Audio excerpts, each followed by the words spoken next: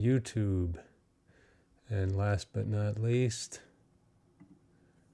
to Facebook. Okay. Go live. Okay. Good morning, YouTube. Good morning, Facebook. And as always, good morning, Twitch. Or whatever time zone you find yourself in. I'm going to share over to our pals and find out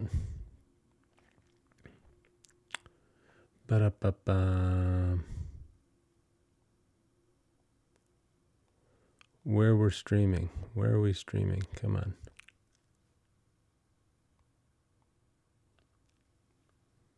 I see what's happening here. We make every effort to get our friends at the Portrait Painters group involved. So here we go. That should be everybody. And now all that's left is to paint good for about 3 hours. So let's try. And we will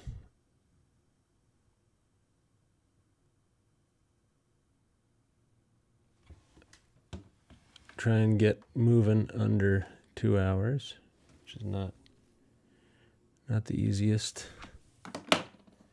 but we'll see what we can do. Okay, I mean in under 3 minutes. All right, so things are blocky, things are choppy. We were working on hare and cat, and I think the thing to do now is just going to be to blast off with everything other than heads. So we're going to get moving. So let's just see what the background situation here is. We can quickly take... Oh, wait, let's make sure we're on the right layer. I don't know. All right, so good.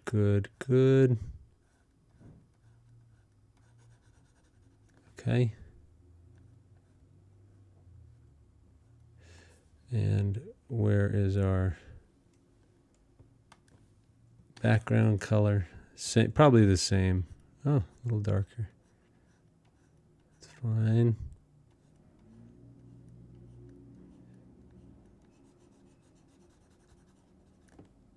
Now, if you've seen the time lapses before, you'll see that they really take about 5 seconds to populate the background.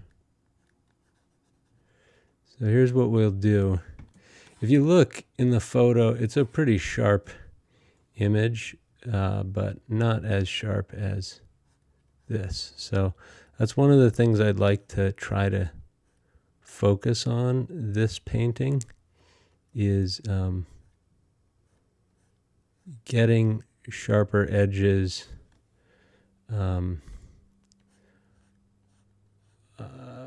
I don't want my edges to be so sharp. Now, of course, that's going to open me up to all kinds of issues in terms of making sure the rest of the painting is up to snuff.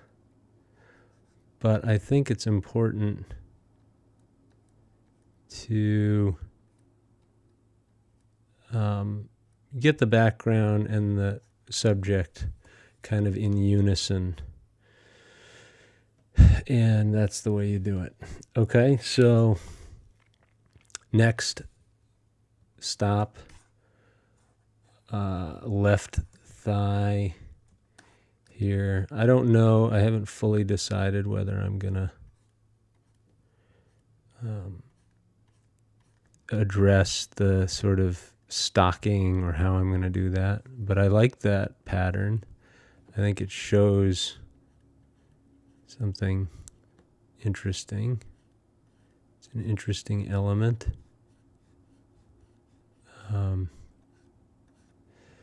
But look, here again, we've got to not be afraid to hit the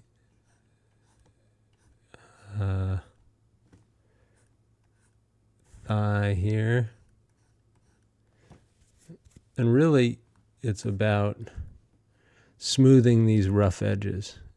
And if you have those feathery edges in the final piece, the problem is that your eye, even though they're tiny little areas, they're almost seemingly insignificant.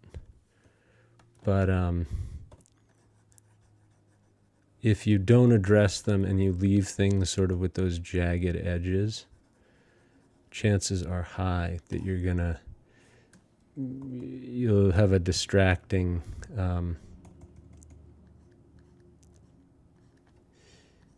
what's the word? You'll have that your eye will be drawn to these little flecks of light here. I know it's hard to believe, but that's why we blur edges down. In fact, it's better. The eye does a better job of it's just the eye sees things when it's not looking at them. And so you gotta preempt that.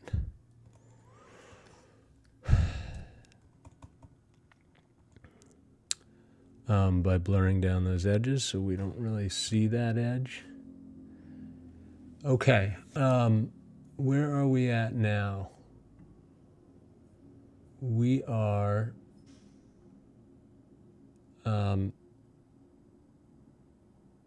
gonna just carry on here, because look what happens is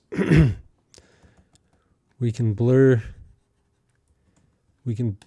the background up all the way up as much as we like. I think it'll be fun to have a bit of this strokey quality here. I'm looking forward, again, I always say this, but I'm looking forward to getting back into the studio because I've learned so much about how really one should paint through painting digitally, how one should paint with oil. I've learned a lot through painting digitally, and some of that is from just the simple realization that, look, you need the right brush at the right time. I mean, they always tell you that when you're learning to paint, is get the right brush size. And you're like, well, I've got this one in my hand, so I'm going to just use this one. And, I don't have to clean it and everything. But really, it kind of goes maybe without saying that you need the right tool. So with this in mind, I'm blocking in a lot of, background stuff here. And then what I'm going to do is use the background that I have to, that's generally the right color. So now I'm going to work my way toward the figure. Probably I'll leave that hair as is for right now. But look, we just want to clean up these edges. It's hard work. It's busy work, but it's going to make for a more satisfying finish. And I think you'll see what I mean by that. Whoops. So here we go. We're filling in little by little. Okay. And right around here is where we'll want to start bringing our new background. It's the same color, right? But it's slightly different tonally. It's the same tone basically, but the color value is different. It's a little cooler, this background. So that's cool. But yeah, already you see, like, look at this edge here. If it's choppy like that, your eye's going to go to it. So if we blur the edge better than we have already, the eye won't really notice, oh, the anatomy's messed up there. Like whatever little errors we've made in the anatomy will be almost concealed through the softening of the edges. So if you're just joining today, we do these long form portraits of really anyone who's of interest to, I guess, me, or in this case, my niece, who requested this special request portrait of Taylor Swift and Benjamin Button. Although that was my choice. I felt it would be fun to have a double portrait, but now I'm regretting it because good luck painting that hair on the kitty cat. So here, let's keep moving. See, we're blurring this edge, and this is how you would do it in oil paint. You'd have a black, a dark color there, and you'd have a lighter color in the background, and you would just blur that edge. So now, look, if we zoom out, we can see there are issues with the blurring along that edge. So, you see anatomical problems there better when you soften that edge. So anyway, we're not going to go too crazy with it. But I think we do want to make sure we revisit if needed. But, I say that, and then I like to finish the painting as soon as possible. Okay, let's do the same thing we did there by get a giant brush. You get your Bob Ross 2-inch bristle, and then move our way through, stroke by stroke. Okay, nice, really nice background to work with here. I mean, I like stuff in the background sometimes, but sometimes it's fun to just have a clean silo. Okay. And then finally, this again, if you're painting with oil, you gotta either wash your brush out or get a new one, and it's a pain. Painting is not all roses or whatever. All right, let's get in here. So, especially yesterday, if you didn't see or you weren't here, we were recording our time lapse, and sadly we lost.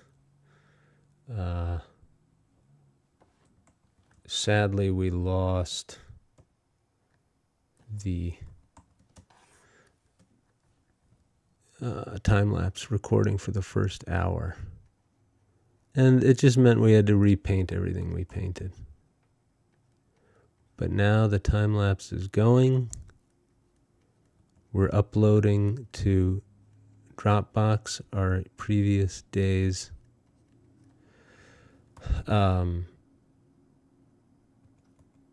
thing. And you like that? That's what we're doing.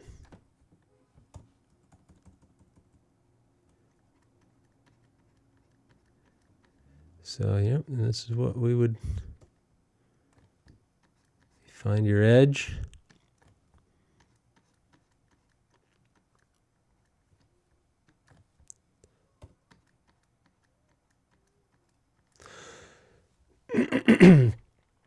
Pardon me.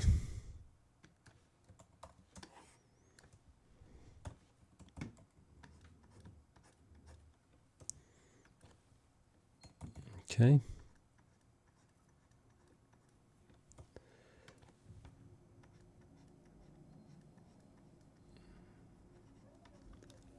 Now what I'm not sure of is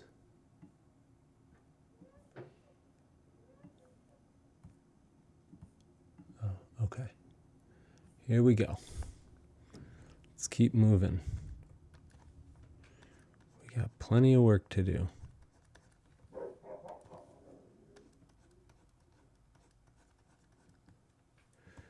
So you'll see that edge just starts to find its way, or at least we're building up the background. And basically it's a way to, as you'll see again, if we ever get to that promised land of the studio, you'll be able to see more readily how all this stuff relates to painting. In oil, oh look, tonally we got a match, folks. So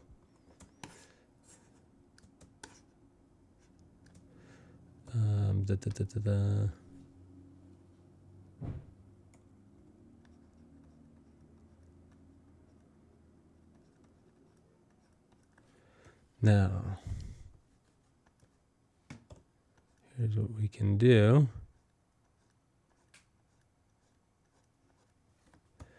Got to keep pulling this edge across.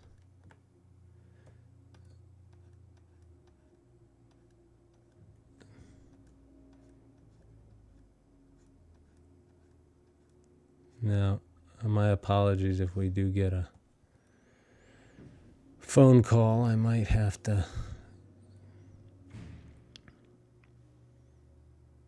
sign out for a moment. But that's just today. I hope not. I want to try to gain back any ground we lost yesterday. You got to get right back into that zone. I don't know. Let's get in here. Now again, I find often when I'm painting in oil that, you know, especially where there's an area where it's a stark background against a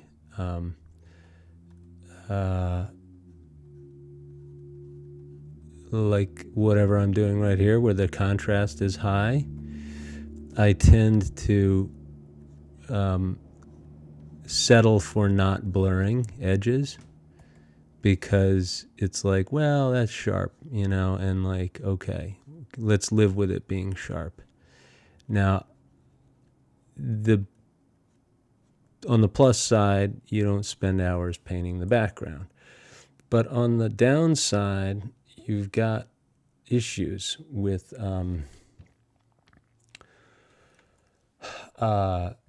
if you don't blur those edges, again,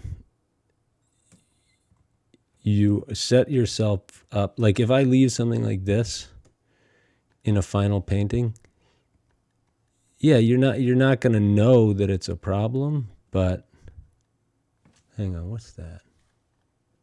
Oh boy. See, it's not even.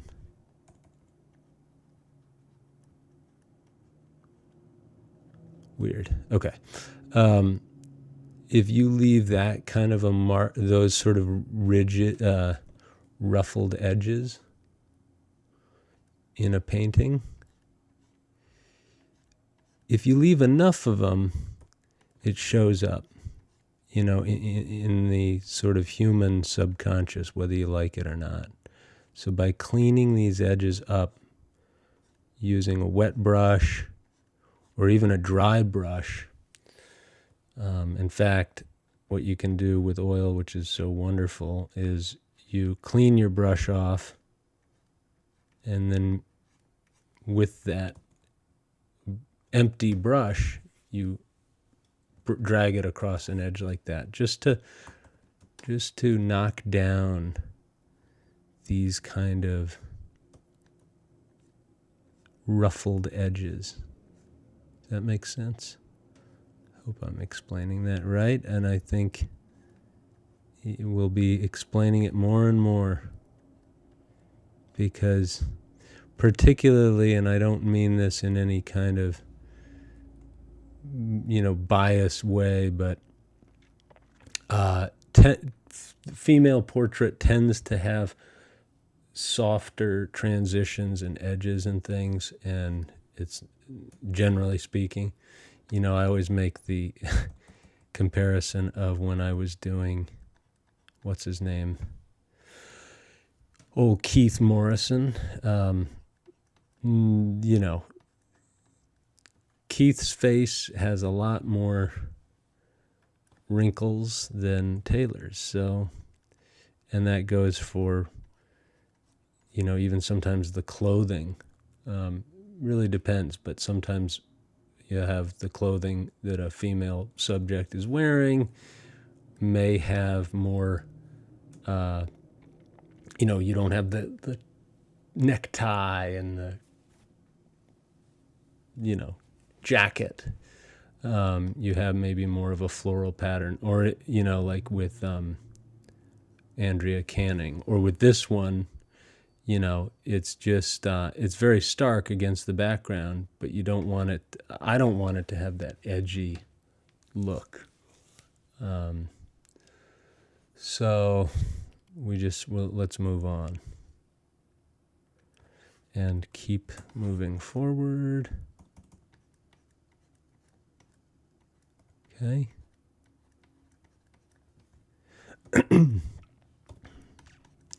And, as I've learned, at a certain point,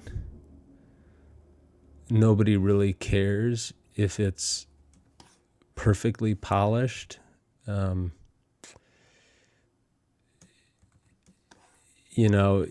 That's part of the fun sometimes, is to leave it edgy and not blur down those edges. But here's the problem. If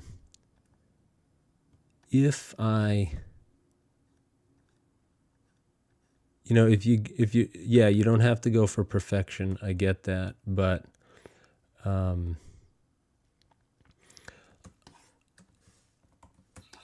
what am I trying to say? I don't know. I digress. Basically, it's up to you. Do you want to paint? Do you want a perfect hyperphotorealism, or do you want to have some artistry in what you leave soft and what you leave sharp? And the answer is yes, you do want artistry, and often for me, the subject dictates whether or not to leave things edgy.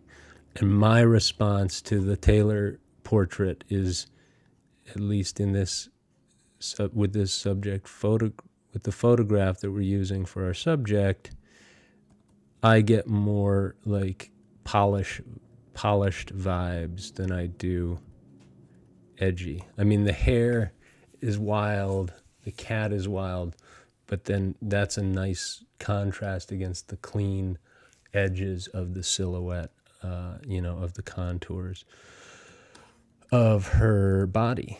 So these are just not even things that you need to necessarily be aware of consciously, but I think they figure into what you're doing. And so, yeah.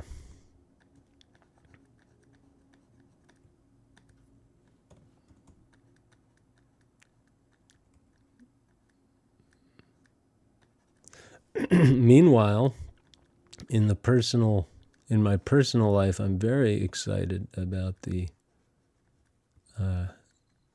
ascent, late season ascent in the New York Mets.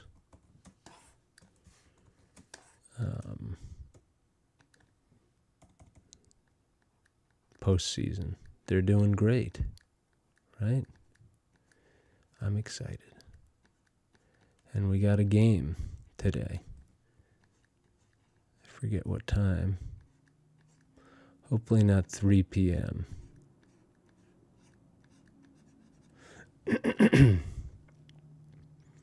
Okie doke. So, you see what happens when you have these blurred edges. Again, you don't have to be so fearful.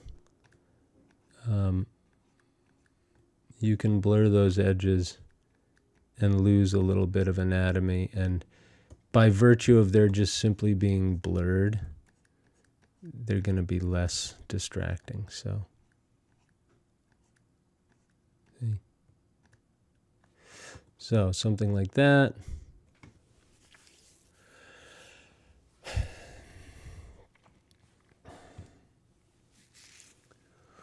We'll zoom out. We'll continue our exploration, perhaps, of the hand.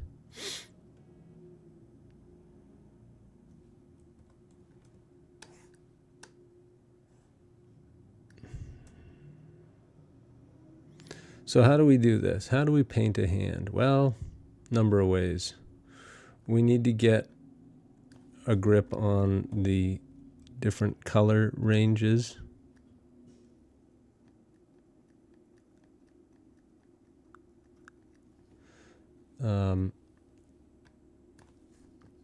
We need to know what the tonal values are. And look, there's a shadow.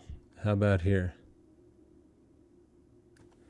There's always going to be this cuticle line. There's going to be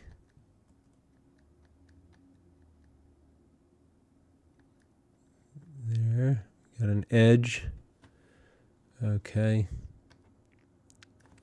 Again, something like this. Yes, we're sampling. We're pulling color from the photo and feeding it in.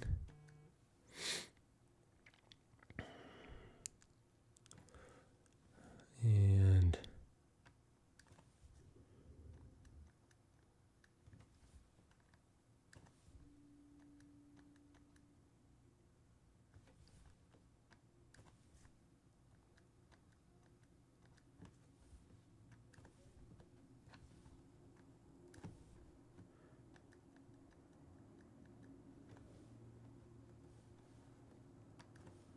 I'm going to blur that edge. So sometimes I'm reminded of what we need to really focus on.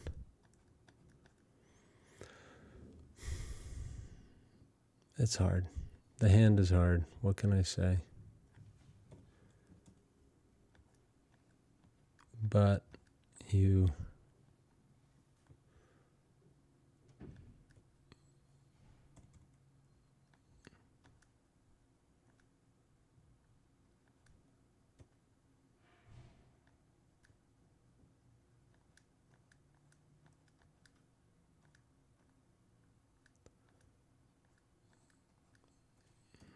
I think we're going to be okay.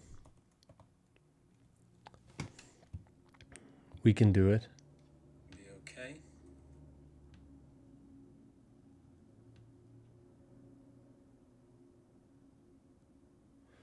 So let's see. How do we do it? That's the question. Take a look at the shadow edge along the edge of the hand on the left side. Obviously, we need to blur down this hand here. So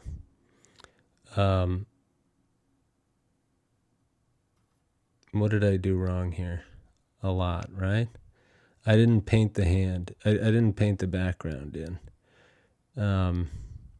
Did I? No. That's fine. We're going to take our shadow color, as we see there, and bring it through, and then around.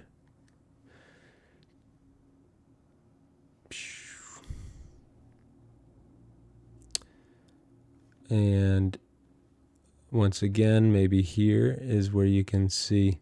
So this is this fun thing. When you've got lights popping out of a shadow, take a look at how unexpectedly bright these need to be.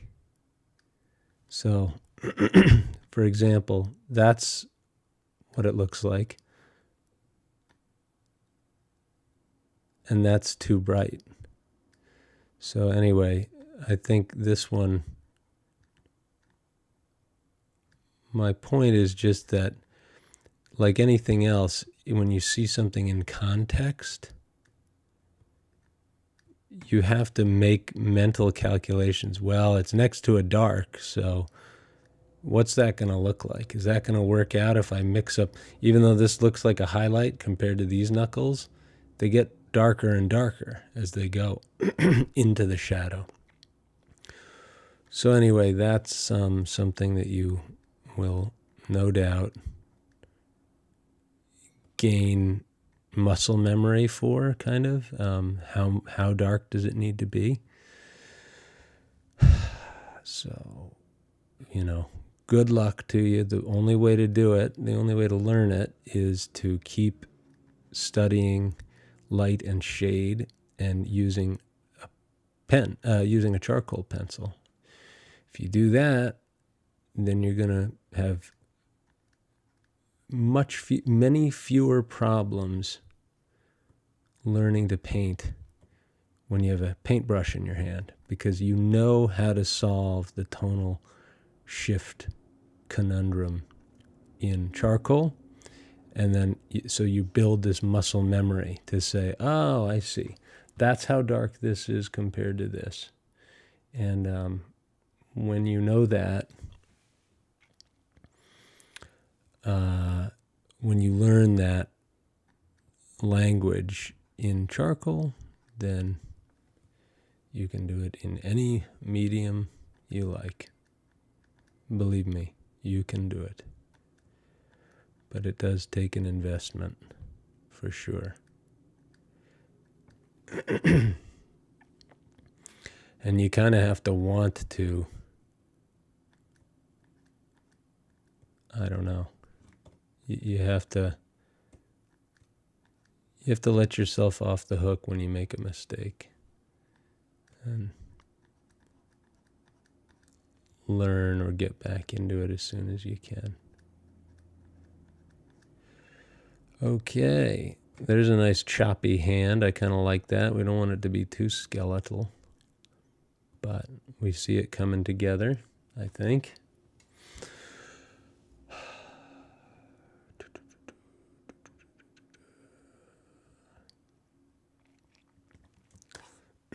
Let's see what happens if we finish this hand. Okay, so was it Roger's hand that we did? Yeah, I think we had Mr. Rogers' hand. No, it was Bob Ross's hand. That was a tough one. It wasn't tough. It was just I don't think I ever really resolved it the way I wanted to. But here we can make up. It's amazing what you kind of learn from doing these, even in this last couple of months. Or I forget when we did Josh Mankiewicz, or, we've been doing this for a while.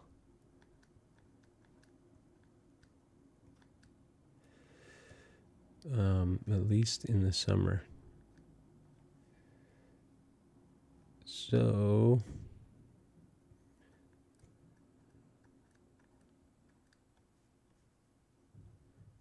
and let's get rid of this issue. So basically what you're doing is you're saying, I have a palette here. My palette is what's already down on the canvas, and that's what I have to work with. I can take the colors that I see there, because I know, and I can, like on your palette in a real, in an oil painting situation, one thing that people do is they mix up the perfect color in a tiny little droplet of that perfect peach color of the hand. And then they use it. I mean, this is like right out of my playbook. So I'm not mocking anybody who suffers from this thing. This is what happens. You use that color and then you're like, oh, I'm out of that color. Now I have to mix more. So basically, you have to think about it as a sort of industrial scale. You say, well, you know, you do need to have a ton of color on your palette, meaning depending on what you're working on at that moment, in this case, let's say as we're working on the hand, you want to have a ton of flesh color. And then when you need it, it's there. So look, here's a red, a russet, very warm flesh tone on the fingertips. And where's this one? Something like this, same deal. Probably could have just used the same color. But obviously with digital painting, you have unlimited paint. So it just keeps flowing out of the brush. So note to anyone who's attempting to paint with oil, you need to think about it in more an industrial way. So again, look, we're finding a color that could be used to blur this edge. Where did I find it? I found it in the other hand. I mean, in the other finger.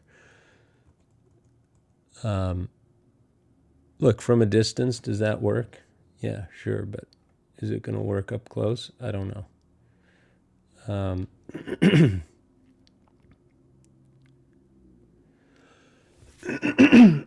Excuse me.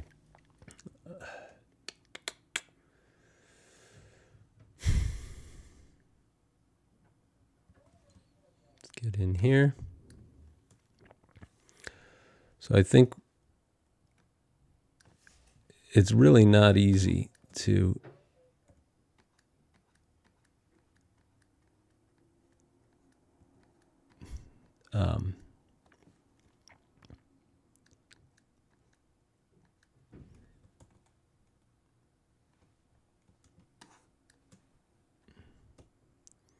all right, here we get our brush. And then we get our palette, we match our color, flesh tone, and we flick our eye back and forth. We learn what we can about the anatomy here.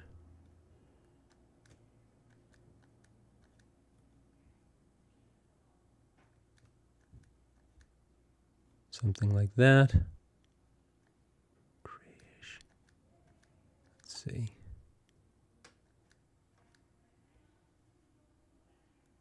And then we'll take this, blur it and blend it in. We're just, again, using the colors that we have down as a kind of guide and say, did that work there? Yes. Will it work here? Probably.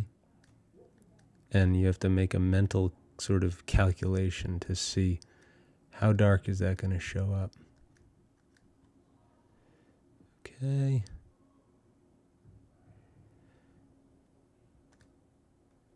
And obviously blurring this edge is going to be helpful because we don't want to see the background, just like the other section that we talked about. Let's blur. I mean, I like that hand so far. I don't know about you guys, but I think it's okay. I like a little bit of inaccuracy sometimes, as you can probably see from previous attempts. Okay, so what is this up? What is up with this knuckle? Not looking good, but we can hit it, blur it.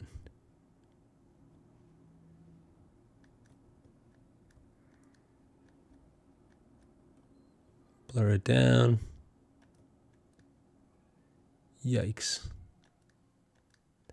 Not like this. Not like this. Okay, gently, gently. If you think this is hard, wait till we get to the eyes. Where it really counts. The hand you can get away with, right? Sort of. There we go. We're blurring. We're finding our way, hoping actually again to not have so much. Basically, we don't want to have a ton of time on this hand because you don't want to waste valuable attention span. But we can at least spend some time just getting it right. Why not?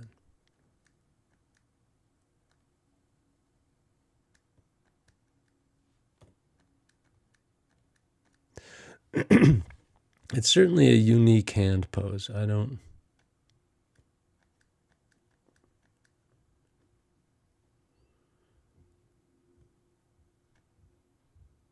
It's not a classical hand pose by any means, but I think they did a decent job with the photography here.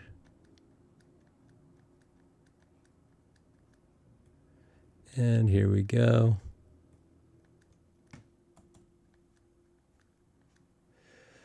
That's our one.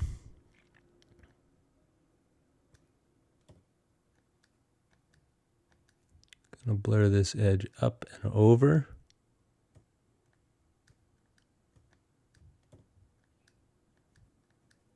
All right, we're getting in there. We're getting there.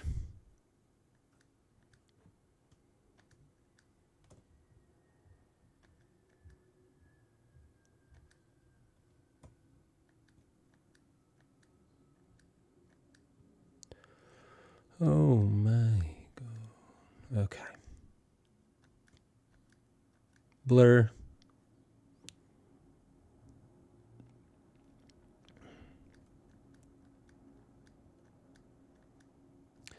Blur it up.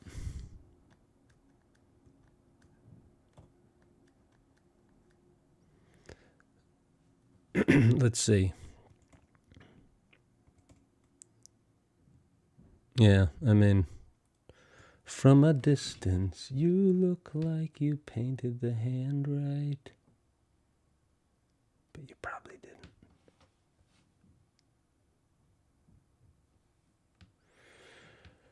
Okay.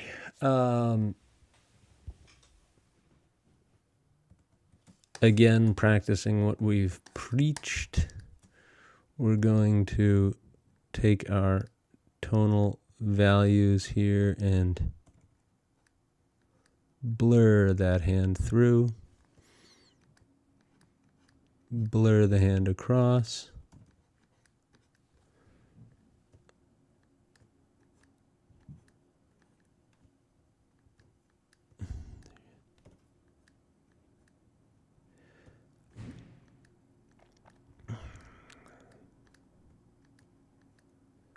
Now we're just chopping away here.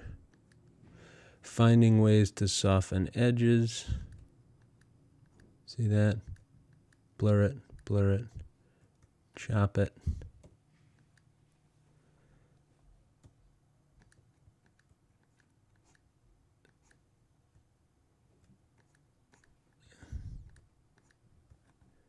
Chop the edges.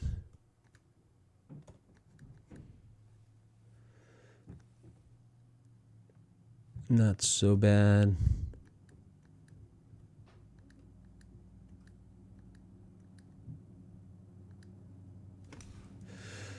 Zoom out. That's a pretty good hand.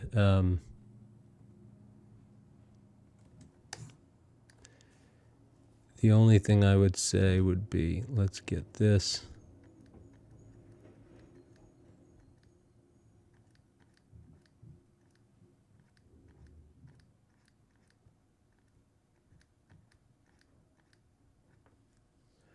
Blur it a bit more.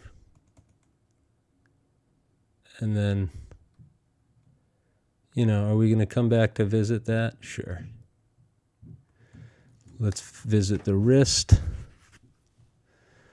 I don't know why I have the wrist like that.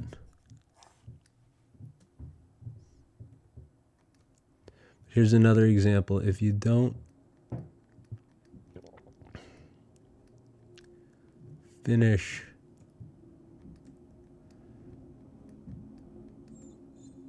don't blur those edges, then you're going to have to end up making tons of new colors.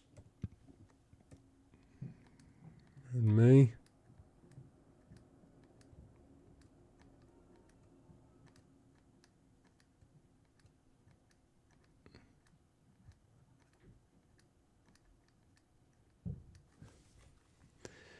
And, if you don't blur the edges, you're going to have to do the dirty work later.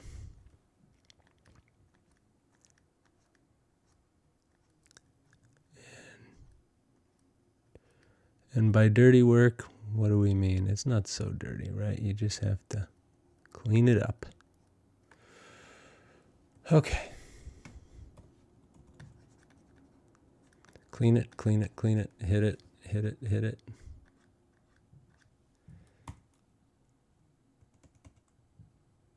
One, two, three. That could be softer eventually, but okay. Now, let's do everybody's favorite fun game, which is continue painting the background.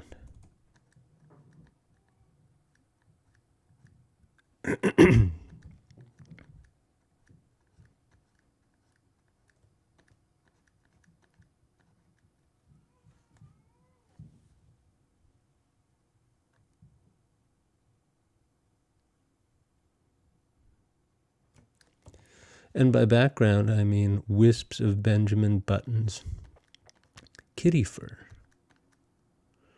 How can we do that? Well, we can blur it right in from across here. How convenient. Now, did we still maintain our shadow edge? I don't know. We'll have to look again, but at least now we can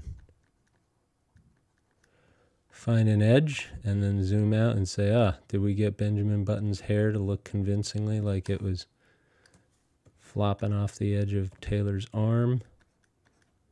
Yes, I think I'm satisfied with that. We're going to use, let's find some dazzling kitty cat fur highlights. Kitty cat, whoops. We're going to find our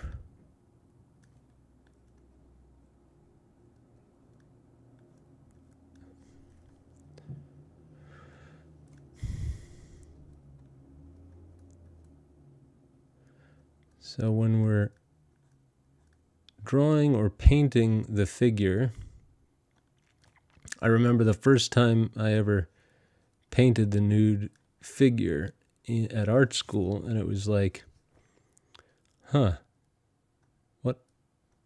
Are you serious? Like, I mean, I think I saw this on Saturday Night Live or something, but, it's like not the kind of thing that you, at least if you're like me, like I went to art school totally unaware that art school was even a thing. I kind of went just sort of like, wait, what? okay, I'll try this. And it was unsettling to me to paint models, like even not just nude models, but portrait models, because it's you're staring at them, and it's like, okay, we're especially if you're doing a portrait and you're like locked in to eye contact.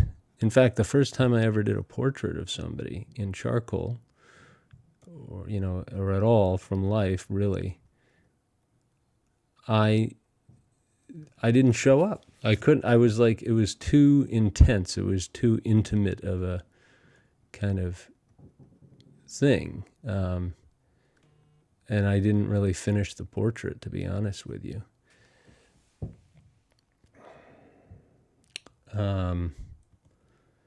But then over time, you're just like, okay, you gotta paint the eyeballs. Like this can disassociate. Not disassociate, but like it's not you. That's you're doing this for a piece of artwork. It's not because you're staring at the person trying to be creepy. I don't know. So it took some learning for sure. And I don't know, I would say very worth it if you can get the opportunity, do it. And you can do it at life drawing classes. You can do it in your home. You can have family pose for you. There are many ways to skin the cat, so to speak.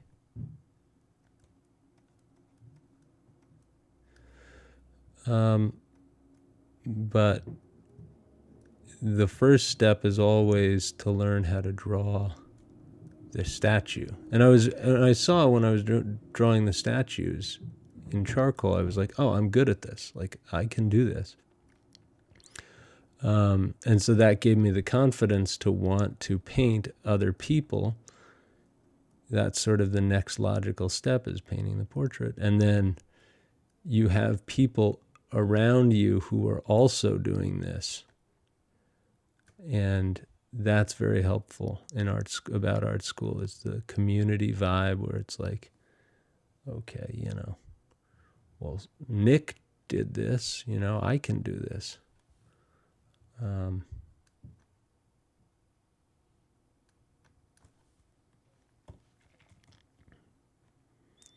It kind of pushes you along. All right. That looks like Meowmer's tail right there, right? And let's find out what happens if and when what were we doing? We're working on the background, and then we came across what's his name's hair.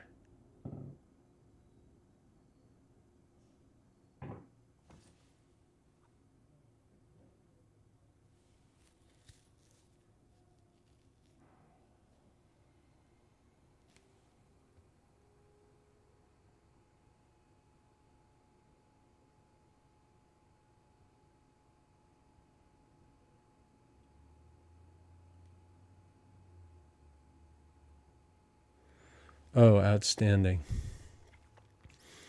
Okay, good news. I don't think we have to do too many phone calls today. That's nice. Or at least not during painting time. So here, again, background shifting.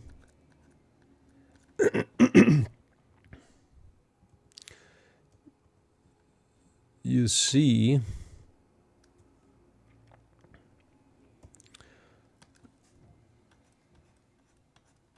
one of the hardest things about painting a background, even if it looks like, oh, this is just one color. Excuse me, guys.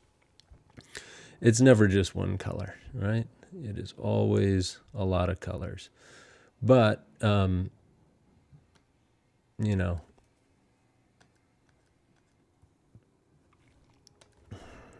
especially here, I sort of edited the photo somewhat. Sorry, Annie Leibovitz or whoever you were. I didn't. So anyway, back to kind of what we were talking about before with the figure model. You must paint the figure. If you're learning how to paint in a traditional representational manner, you must paint the figure. Now, if you look at my paintings from life, which I will happily pull down from the shelf,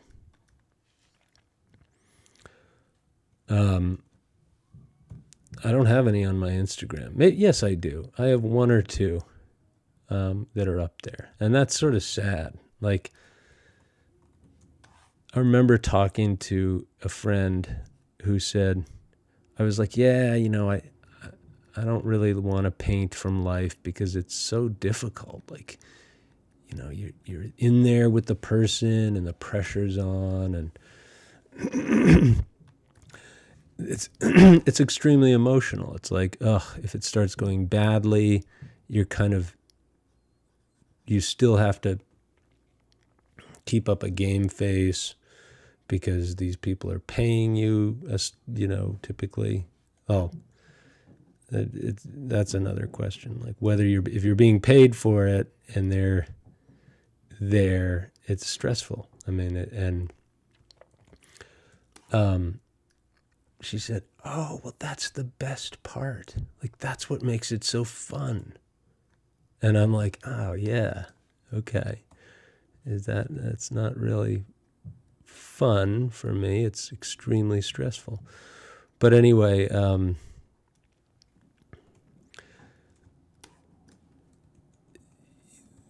the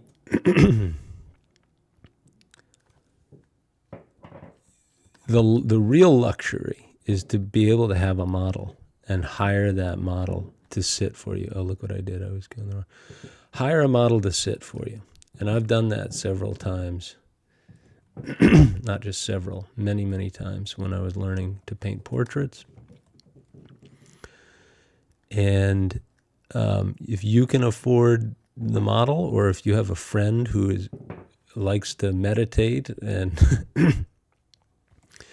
because it's not just as simple as saying, oh, sit there for me.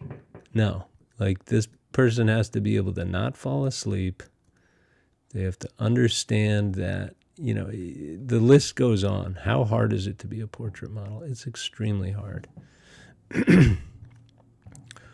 But I will just say, it's, I'm babbling on about what, I don't know what I'm babbling about, but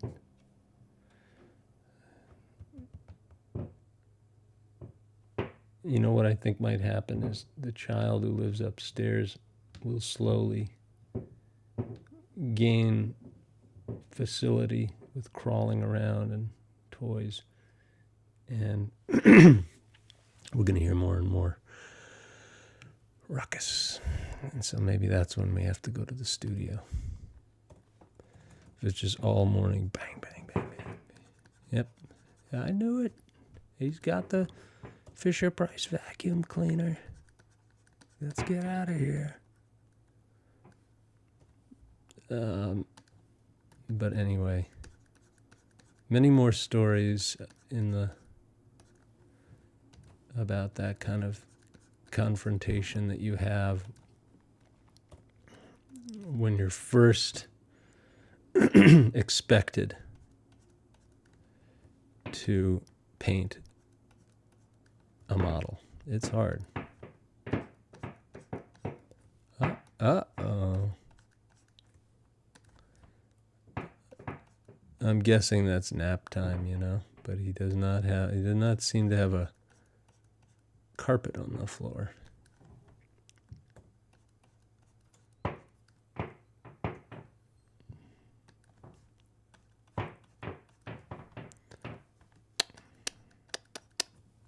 Well, we got a drummer.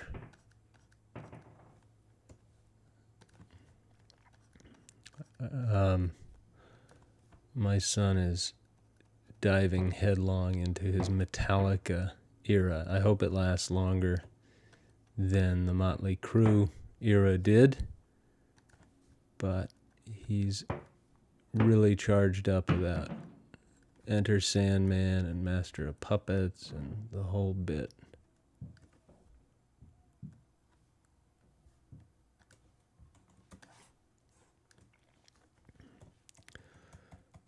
So, all right, so here's what we're doing. We're using our background color to edge our way up to Taylor's face. Wow, we're an hour in. Let's see how this is going to work out for us.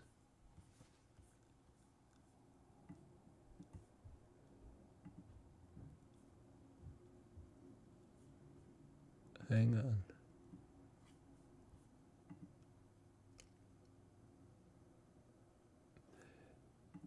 And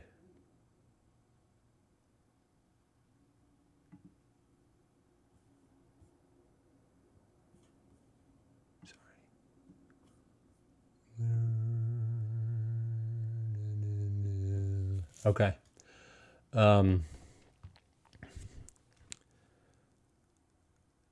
We got that kind of feral beauty coming through here. Let's maintain our composure here and try to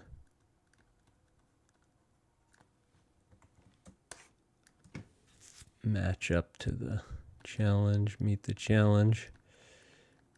Okay. Gray background. It's great, isn't it? Easy peasy. Not so easy.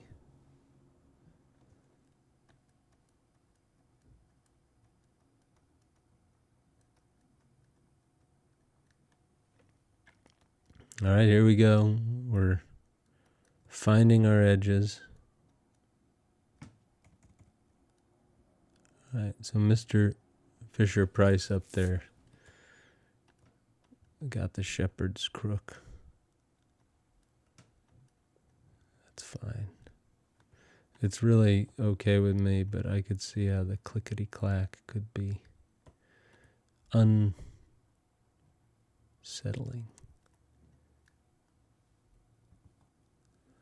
Okay. Okay, now, all this stuff in the hair is much trickier than you'd think. Basically, I thought, no problem. We can just leave things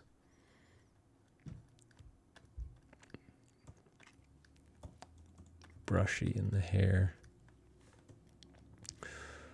But if you look at what we did with the hand, we really deep dove into making that look better. And so I don't know if we're going to be able to do that with the hair. But I think the thing is,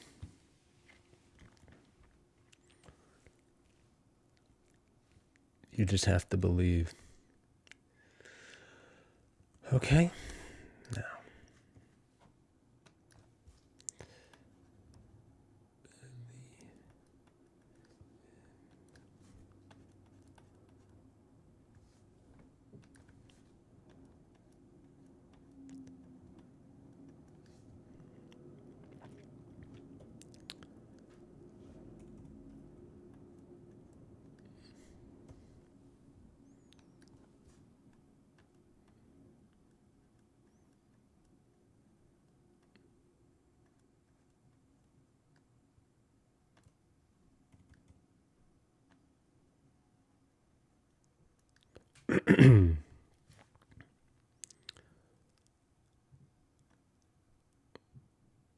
Okay.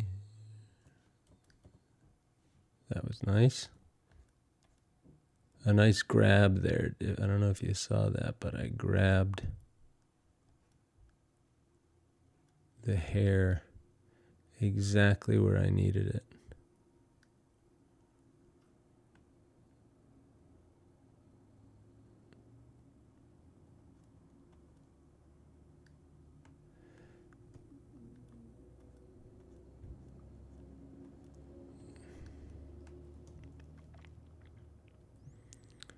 Howdy doody. Okay. Is anybody else dying to just splotch in that dark area on the torso? I am. But I think we should do that later because Kitty Cat is calling. Okay? So, speaking of Kitty Cat, how do we do this?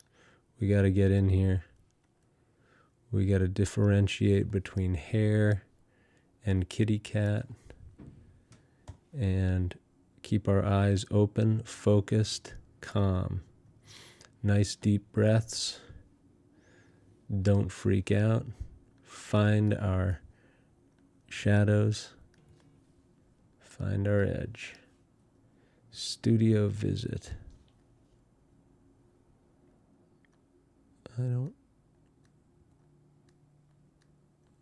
Okay. Don't freak out. Don't freak out. Now, what do we need to do? We need to find out what this edge is. Like, look, I could have grabbed that edge elsewhere, but it's in here. I think that's it.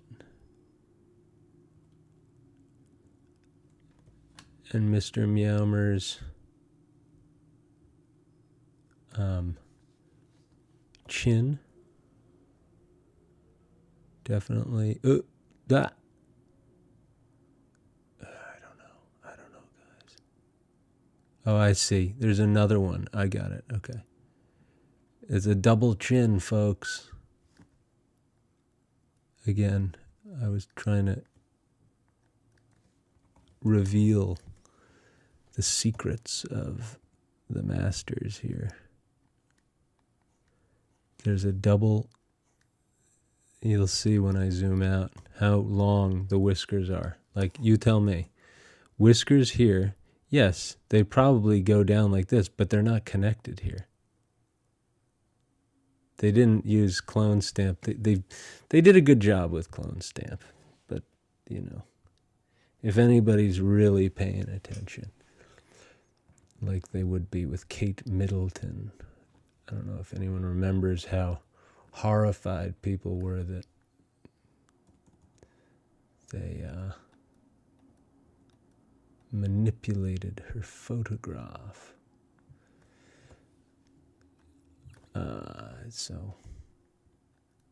And by the way, I should advertise my services.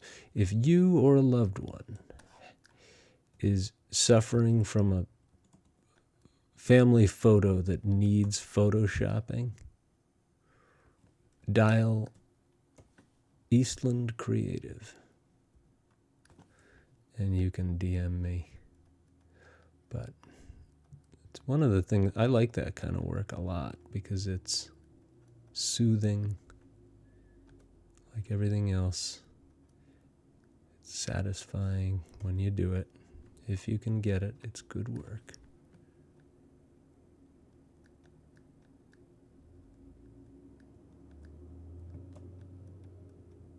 Okay.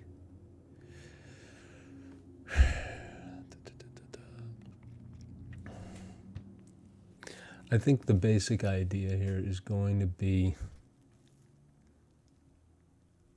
we're leaving the face sort of choppy, and then at the end, that'll be the last straw.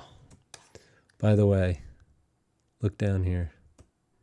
I don't like this.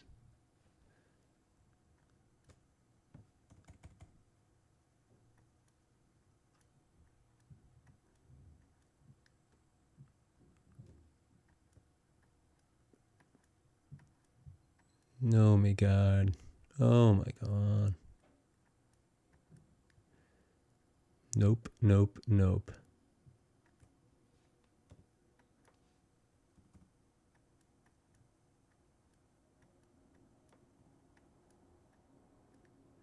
hard work, but we can do it.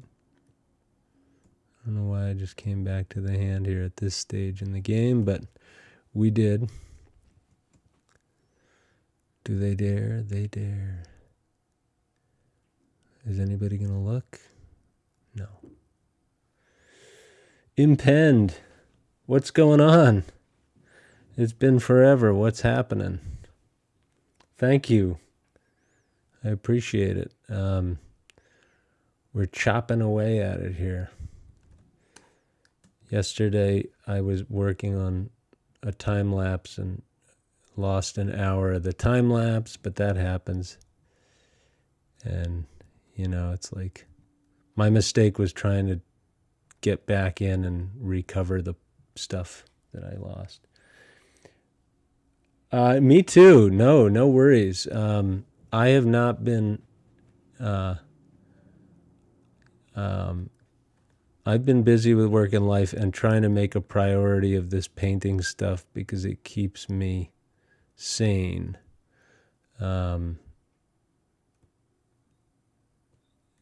In spite of my best efforts to not paint,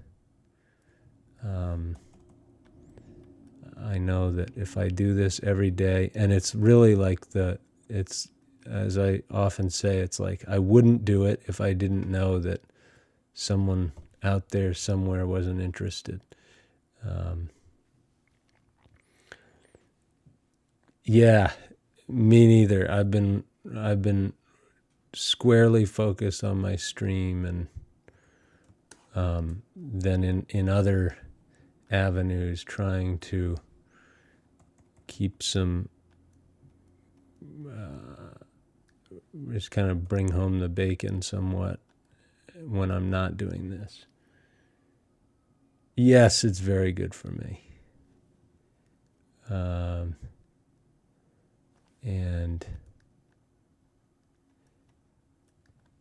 And it's also like a nice, I had like another way to put it is like I have so much. Oh, you've been working on finishing your album. That's kind of my painting. Amazing. Okay, and you're streaming some gaming time stuff? What games are you streaming these days?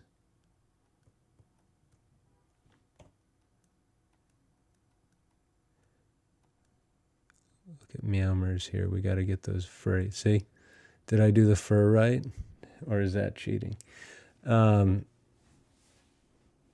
haven't been working. Oh, you have been working on finishing your album. Great. Yeah, that's exciting. I'm threatening to bring my electric guitar out because my son is currently into Master of Puppets, and I'm telling him I can play that. Yes, in a few months. Okay, cool. Right. I watched a handful of your streams of A Link to the Past. Have you been tempted to get the new 2D Zelda?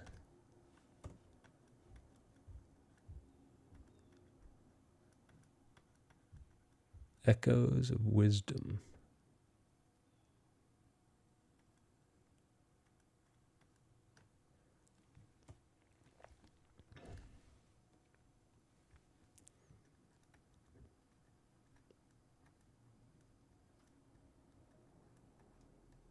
I'm certainly thinking about it. I told my son that I would get it for his birthday, which is in December. He seems interested.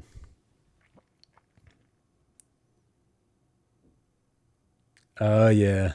No, I know.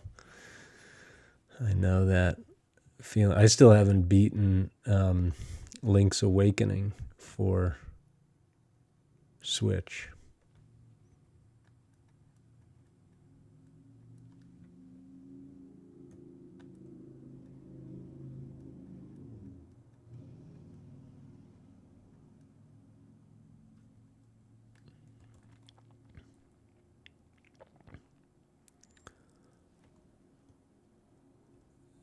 It's funny. I don't know about you with your music, but do you ever go through long periods of time where you're not doing the music stuff and then suddenly go back to it, or is that a practice that you keep steady?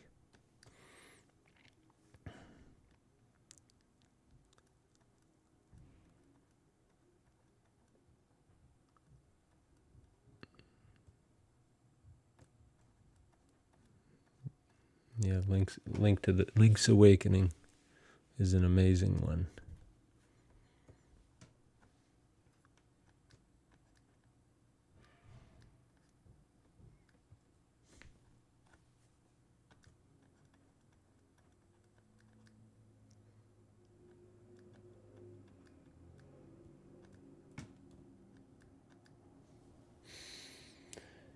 Yeah, you need breaks often. Sometimes we'll take about a 2 week break. Wow.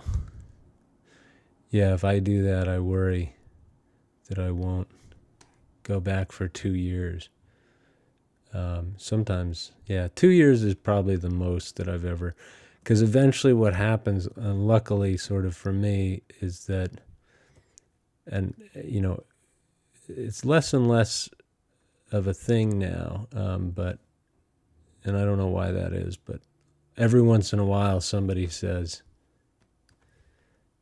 I need you to paint my husband, or I need you to paint my daughter.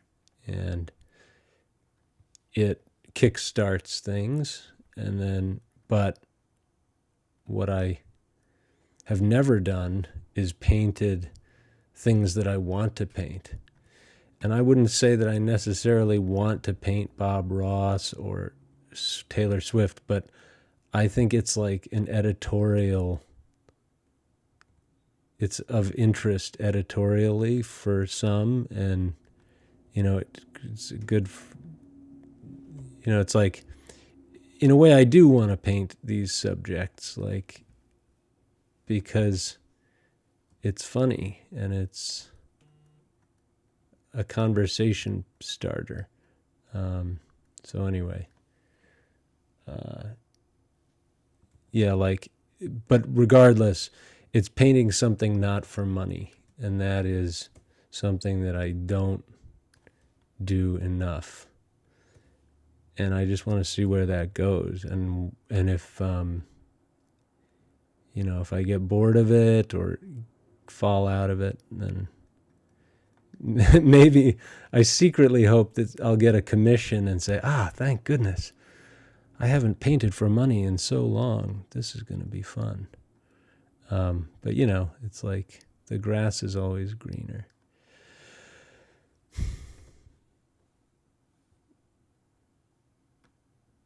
I don't know why I'm stealing from there. I don't need to.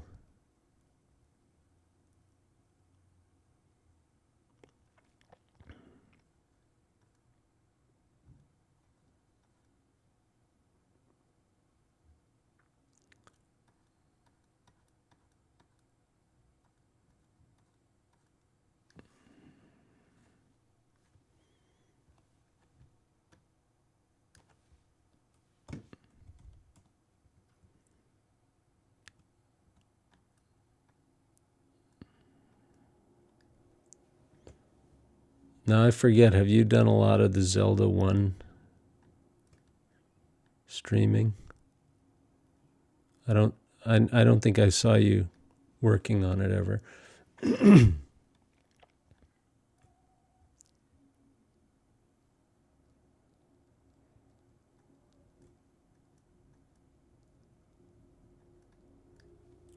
right, we're zooming out. Do you post your artwork online? Yes. You never played that one. Yeah. I do. Yeah, you've never speedrun it. Streamed it once to beat it. Cool. Yeah, I've been focusing squarely on building up a portfolio of these the time lapses of these paintings. So those are all on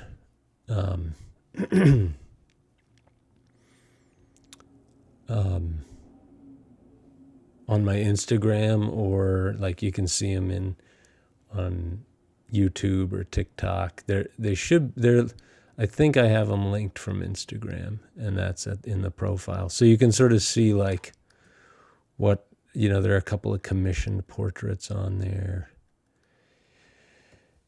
and paintings that I've done from life. I don't know. It's like I'm trying to fill up my feed with these paintings.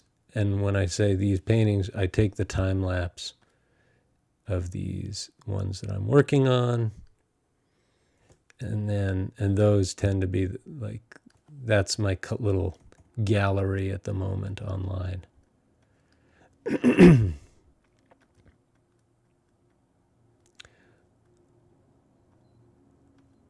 And I think I know I have an open studios coming up. And I'm hoping to, I don't know exactly what I'm going to do, but I'm going to figure it out. I better figure it out quick, because it's coming up soon. And the basic idea is open your doors to your studio. And usually it's like, oh, this is my work and please buy something, is the kind of tacit, elevator pitch. Or you put a bunch of work out and you say, these items are $50. And, it's like a fire sale. You're kind of getting rid of stuff that hasn't sold, and you're just like, people tend to lower. One year I lowered my prices to like, I don't know, basically below how long it took me. Like, if a painting takes me 3 hours and I've got a little oil painting, I tend to want to charge like $300, because I just think, that would be ideal to just at least recoup that. Now, a commission is a totally different story in terms of pricing, but if it's something that I painted for fun, or so the point is, you kind of lower the yeah, go for it. You gotta follow me. Check it out. Yeah. Yeah. So my you can see the like progression here. I started with the Dateline guys, and then I was kind of gonna maybe do some cat ladies, but this is the first of those. Although Ripley from Alien is definitely a cat lady, but I couldn't find any photos with her with the cat. Okay, what was I yapping about? Just basically the idea that usually it's like a fire sale type situation, but occasionally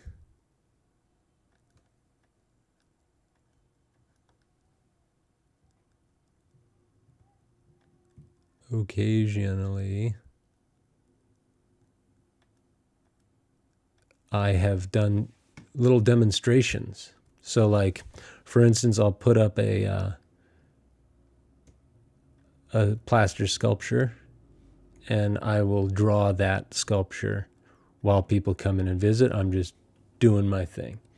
And I think that's kind of what I like about the open studio setting, is like showing people. And in fact, it's good for business, because people are like, oh, this is what he's actually doing. This is how you do it. Maybe he'll do one for me. Rather than, oh, there's just a bunch of paintings here. So this year, if I can pull it off, I actually want to bring in my streaming display and paint. I don't know how exactly I'm going to do it or what I'm going to paint, but I just have a feeling that I should, because this is what I'm doing, I want to see what happens if I do it in the studio. Now, whether that's the same thing where I'm that I'm doing now? Or am I maybe streaming a painting or a drawing of a plaster sculpture? You know, like, I don't know. Is it going to be a digital painting that I stream or an oil painting? And those are the things that I need to get sorted out before I open my doors. But all are going to be welcome. I don't know exactly I know the date, but until I'm in there, I'm not going to promote it. That's just the way I roll. And hopefully, I mean, there's a lot of people that go to I'm in a big building with a lot of other artists, so there will be people showing up, even if I don't promote it. Okie doke.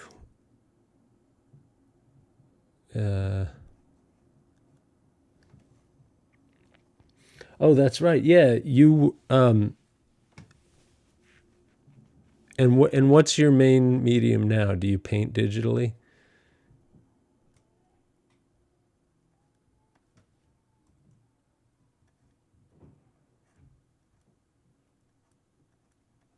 Or multimedia? I've forgotten.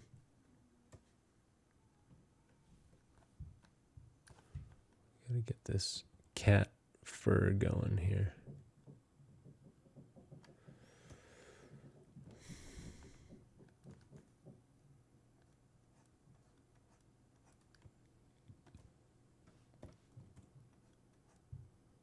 Ooh, I don't like that. Mostly just digital, kind of more like graphic design. I just finished my artwork for my album. Oh, awesome. Do you have that? When do you project that that's going to be released?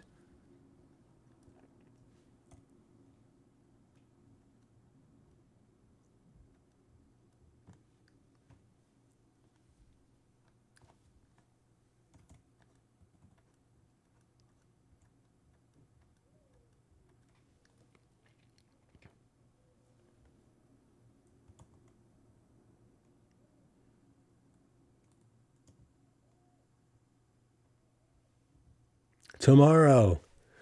That's awesome. Are you going to do a release stream of any kind, or how are you going to do that?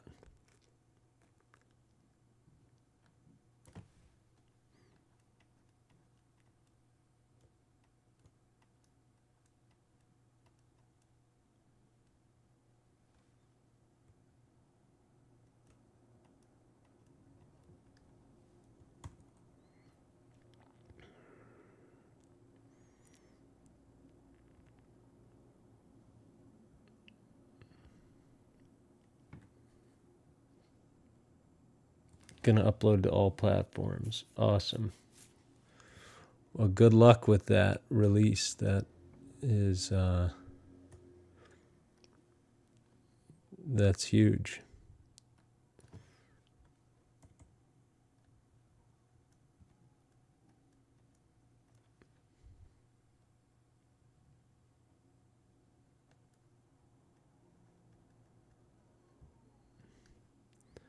I have a lot of music that I've done over the years, but in recent years, I wrote one song and posted it to Instagram or TikTok.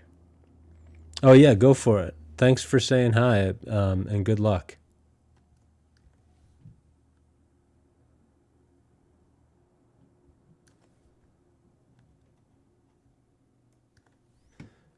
All right, we got to find out.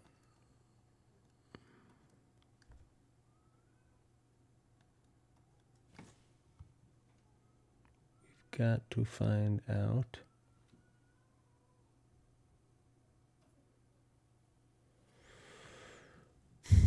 how we're going to piece together all this stuff.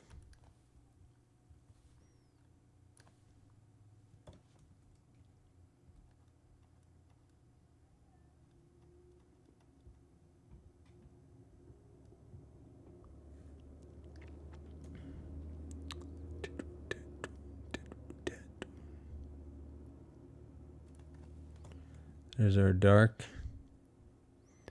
value. You can see it goes across there.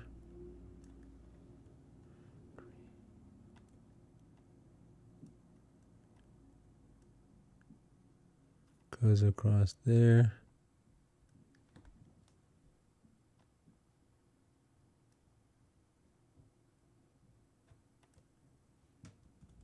Whoops.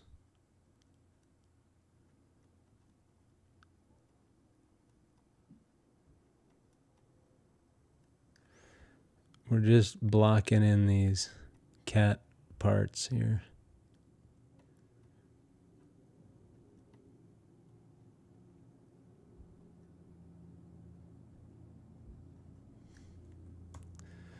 Cat parts.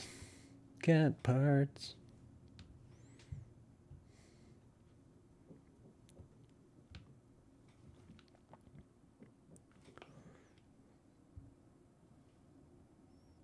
And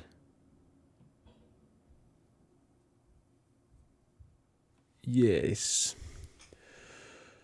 So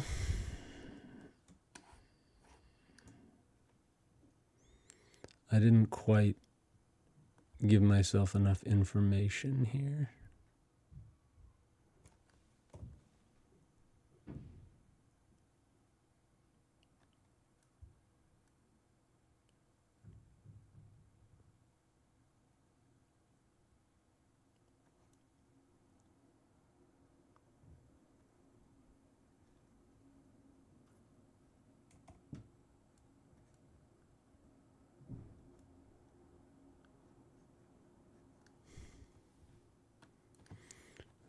Block in some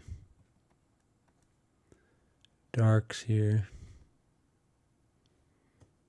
Find our dark values that live in here. Find our dark values that live. Oop, yep.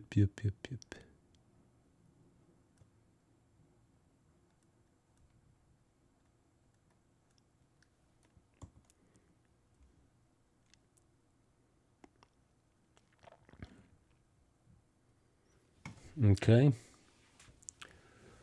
So we're at an hour and a half. That's our halfway point.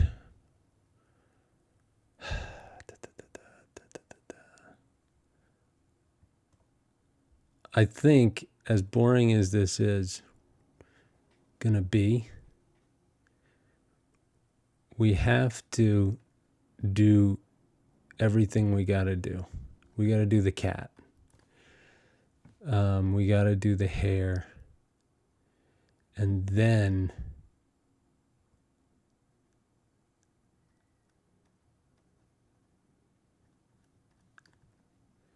gosh almighty. I don't know, guys. It's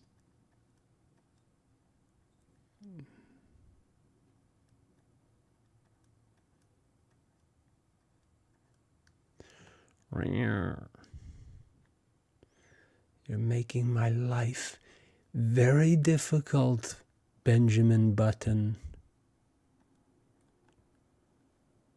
I see what you're plotting, and I don't like it.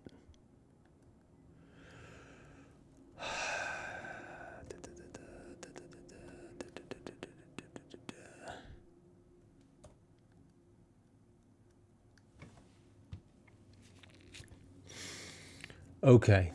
You know, like, look, you zoom out and the cat starts taking better form. What is going on down here? We don't need this kind of thing happening. That's for sure. Let's get this out of our way.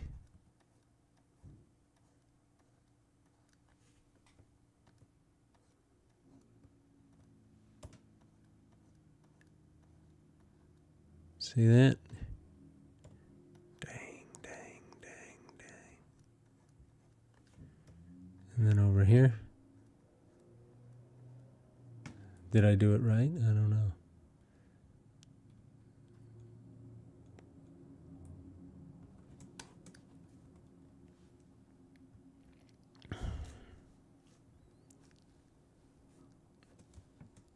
Okay. Here's our kitty cat foot.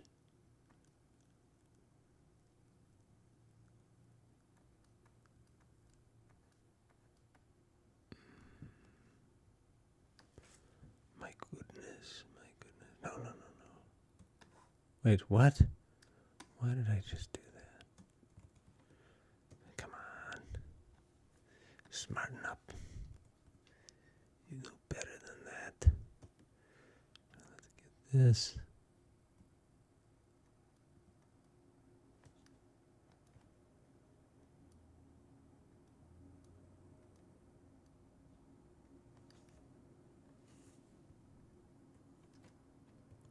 Whoa. Something crazy going on here. I don't know.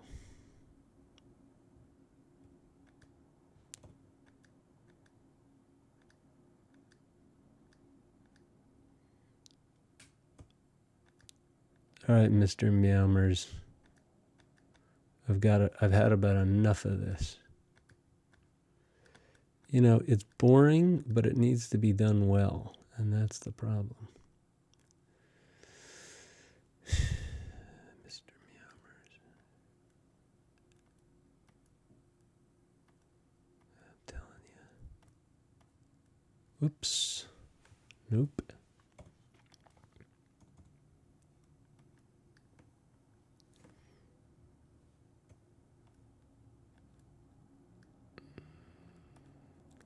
Now, especially in a white passage like this, you're going to see those flecks popping out.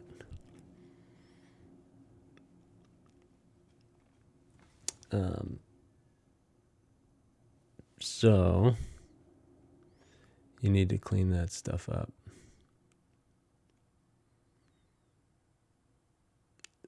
And the only way to clean that stuff up is to do it right. Doing it right. We'll take this. We'll use that as our basic color. You know, so many times you'll see people who are painting and they'll just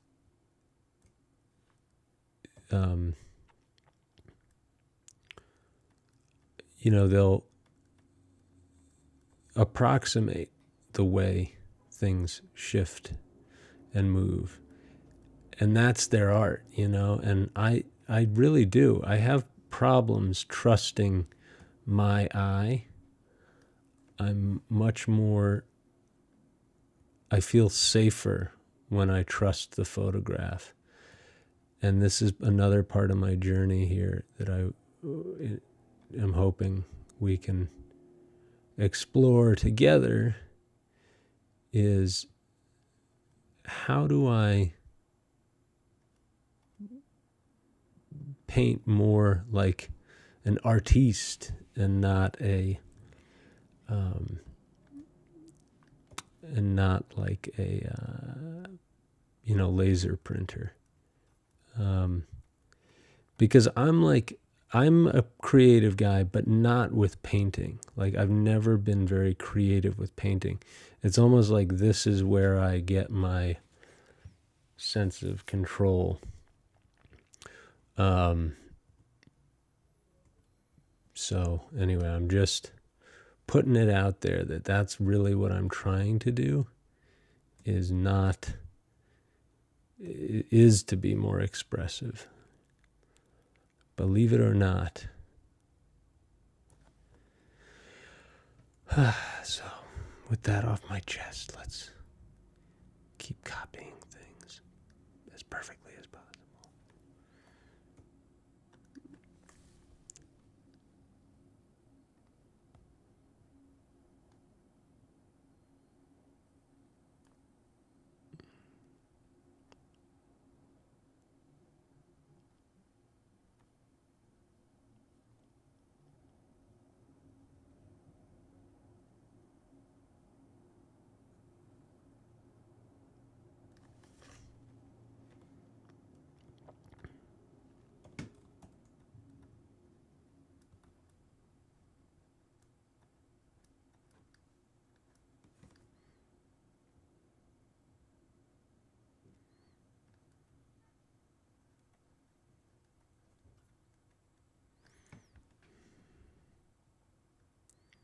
You can see you can tell when I'm scared when I get real quiet.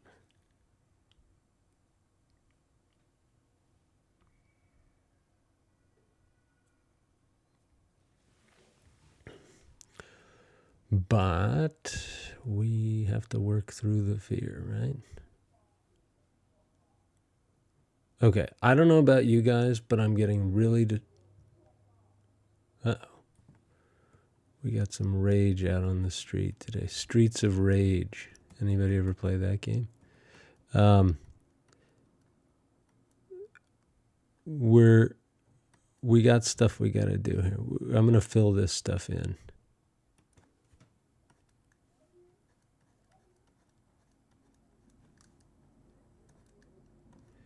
So you'd think this is all black, but it ain't, surprisingly.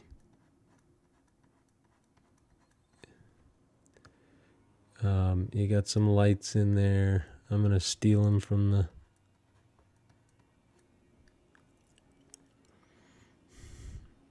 Okay.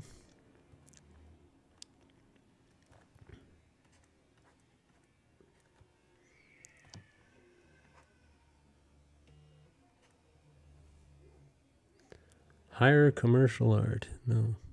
Yes, I'd like a job. Do you have any commercial art needs?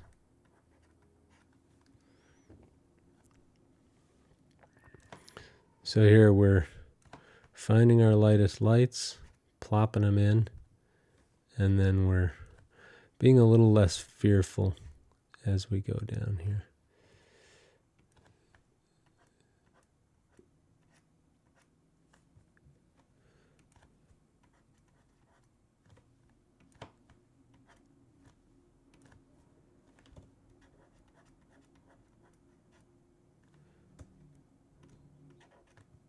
Let's blur, blur, blur.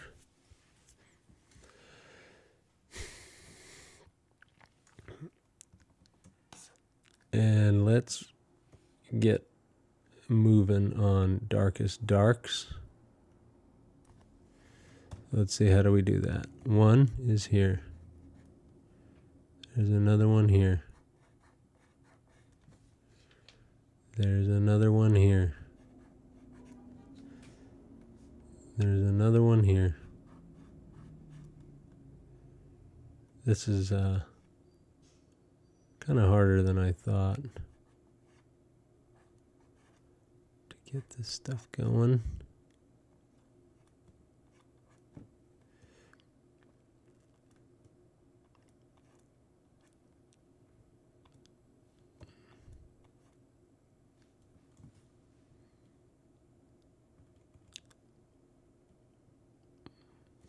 Okay. So what happens when we do this? When we knock in the darks, it helps our eyes see better. And why did I leave them like that for so long? Really, it was just for artistic purposes. And like, it looks cool in the time lapse. So I should have very early on knocked this stuff away. But I did not, and here we are. And we can grab our darker values, hit them up, and then you can see even here where there's the potential to start to mold the figure. I mean, even there, that was too much. We're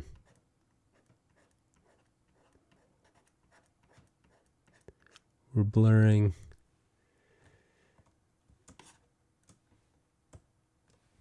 You know, it's hard work here. Let's just call it like it is. Tell it like it is. You gotta address the anatomy in a way that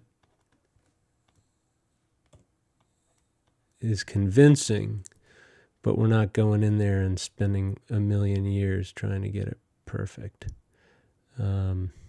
So part of that might be over here.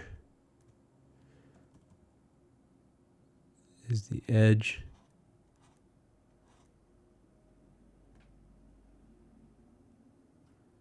there? Let's see what this edge looks like.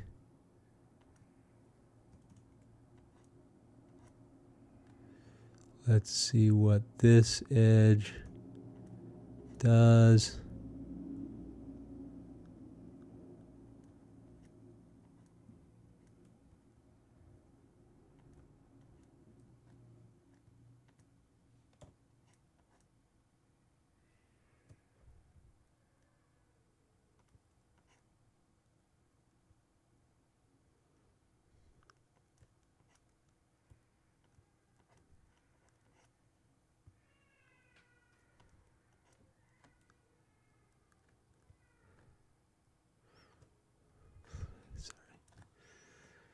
I know, buddy, you hear that crying?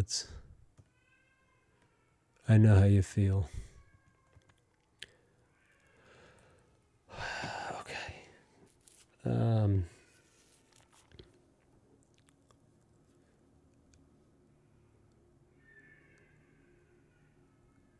Oh, buddy. Yeah. Yeah, we have to paint meowmers again. I know. Nobody wants to. But we have to. I know.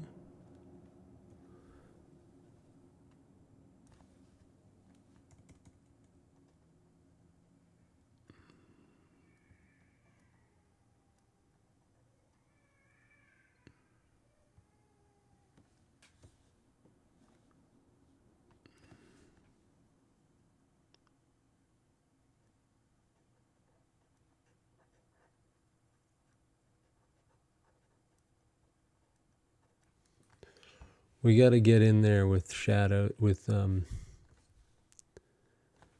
whatever's whiskers. Okay. Did I just do a new layer? I hate that when that happens. No.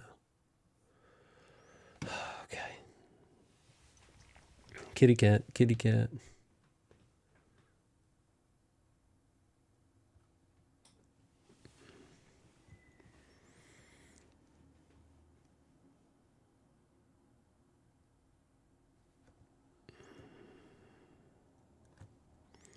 So yeah, at a certain point, you kind of give up.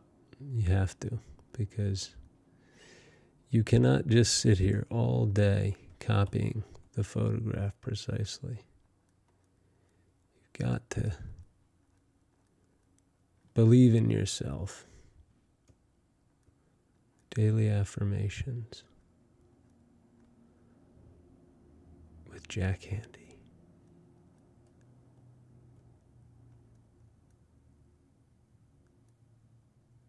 But yeah, see this? Those edges.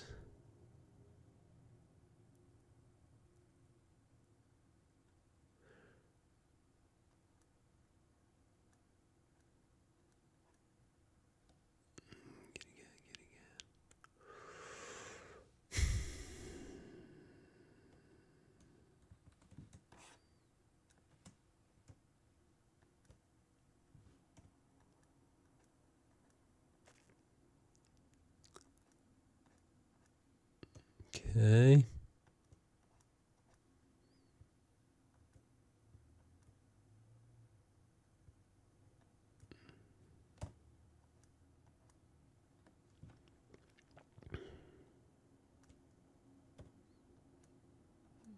Bring in some of that.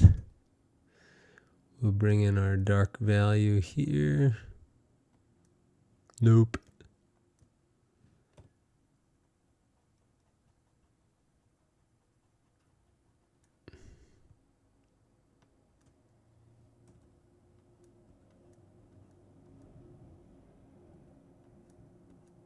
I have a dreadful feeling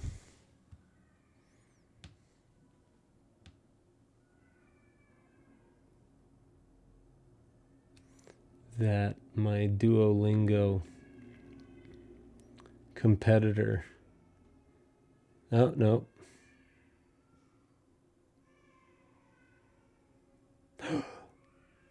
Ooh, we got some competitors popping up into third place. Whatever. We'll have to deal with that another time. Okay. My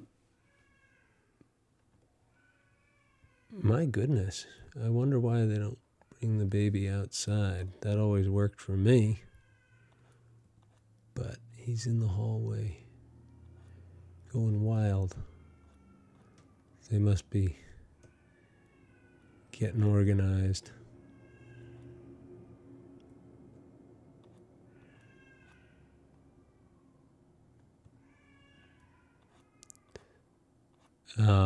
It's always fun to armchair parent.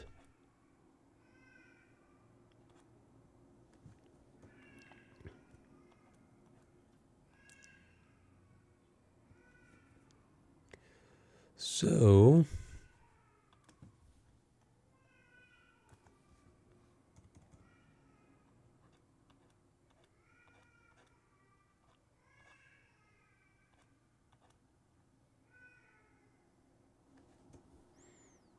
I'll find out that that's a cat. And then my mind will have been blown.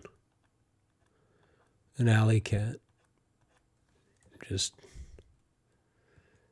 meowing the day away.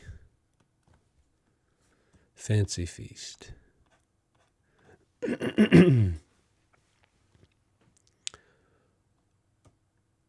Okay. So, what exactly are we doing? Well, right now, I'm just sort of trying to fake it till I make it with this cat's behind. Because it's such a, I don't know.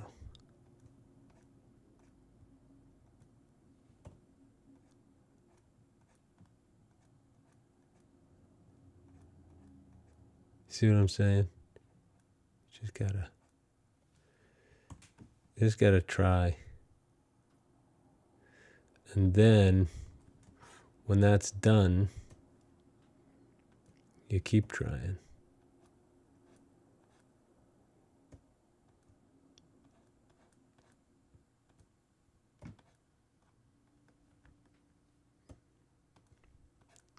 Most of this is going to be a brightest bright,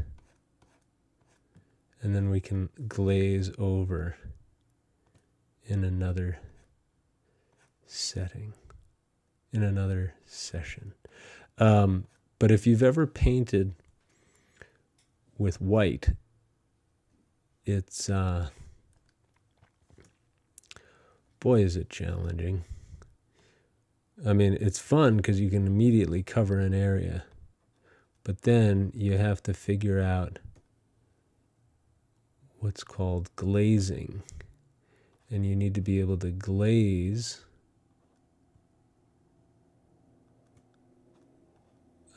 so you put the white down, and then if you want these little grays that live in here, you have to put them down there yourself, which is, we'll see it. We'll see it. It'll all come into play, but not quite yet. So there we can do a little bit without glazing.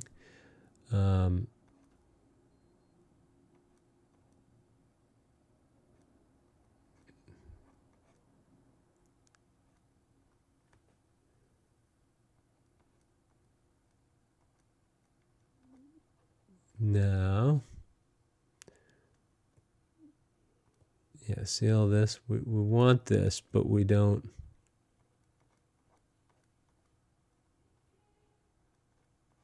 Look,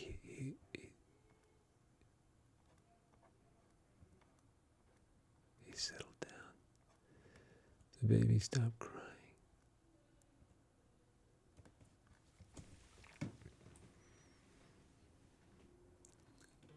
Wow, it's hard. You know, no doubt.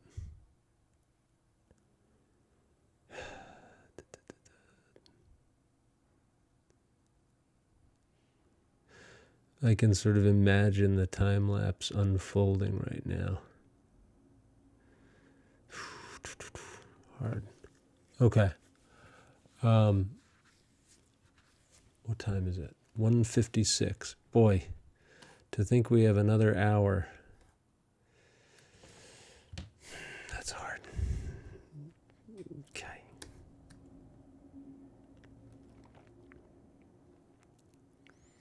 I'm going to take a white fleck here and plop it up and over.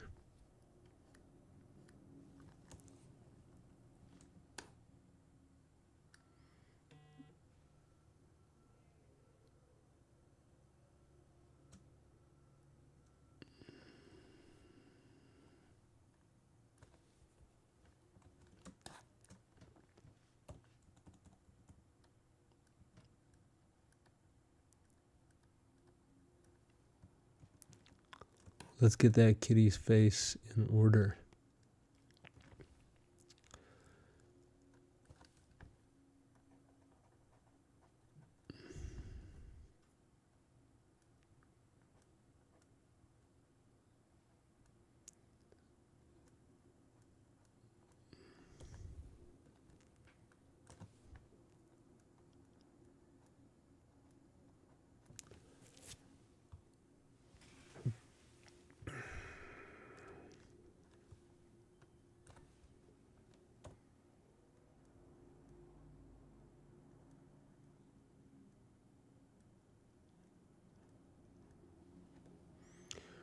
Meow, meow, meow, meow, meow. Songs for your dogs. That was a great little sketch before, in the old days of the social media age, when it was like songs for your dogs. And they showed what it was like to be a dog left at home.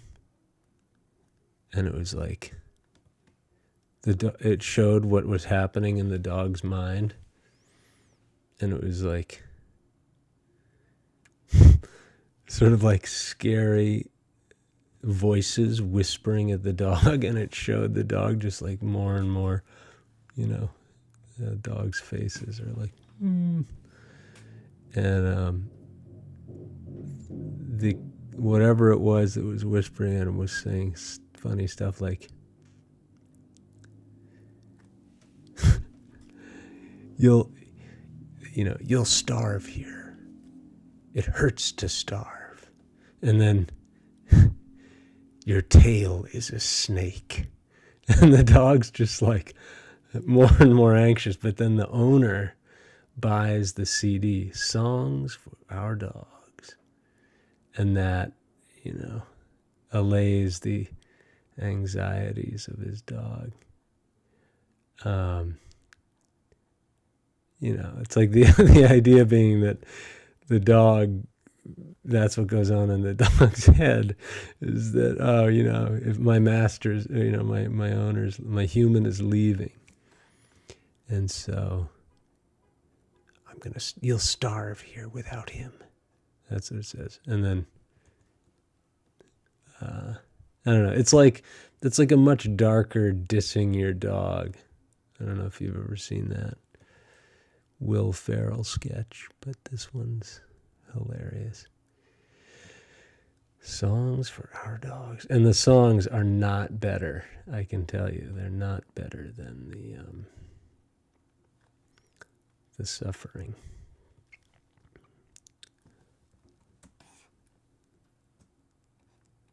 Maybe they are, but the owner seems pleased that that the dog is the owner is suddenly satisfied that the dog's not suffering.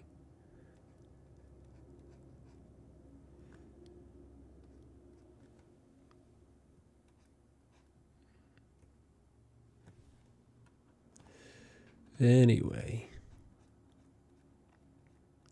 your tail is a snake. Oh yeah, it's too dark. I'm not going to get into it in that much detail, but there's another line in there that's very funny.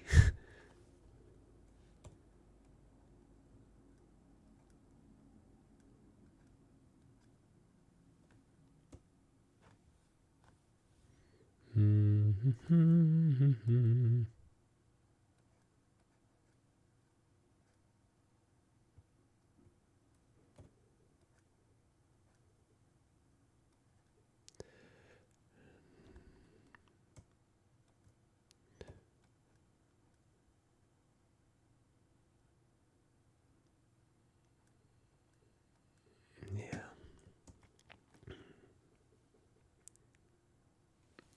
Like, I don't want it to look like that. I don't want it to look that much like a paint by numbers. Oh boy, I think I need to take 5 here. We're at 2 hours. I'm gonna take 5. And wow, yeah. Let's do the old BRB. Will this work? All right, that'll work. I'll be back. I'm gonna take a quick break.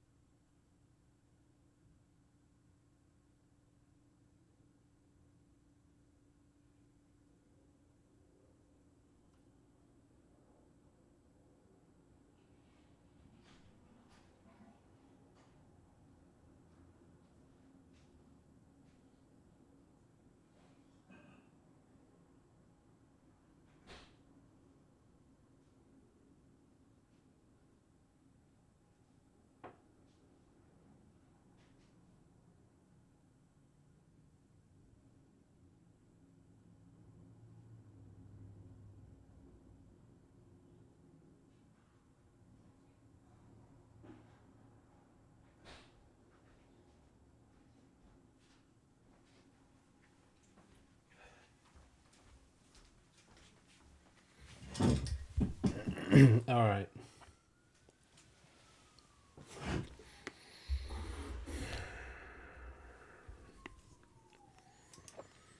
Not getting any easier.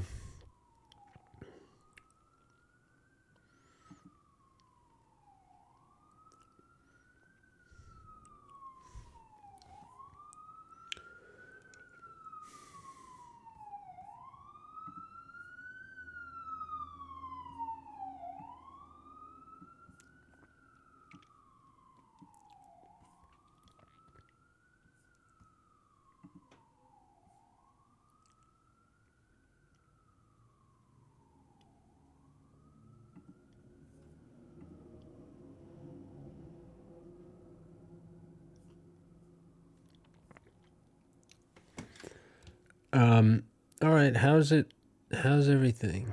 How's it all going?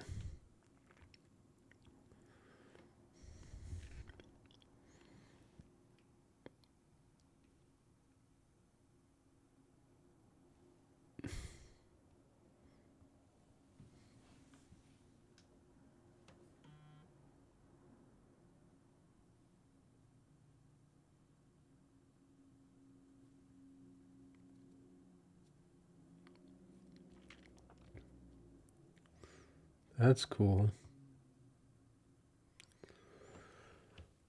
Oh, well.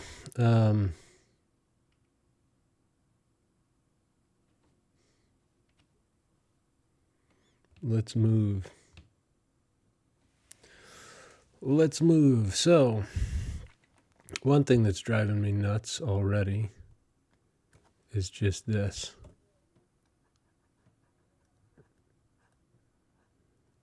That needs to be blurred. I'm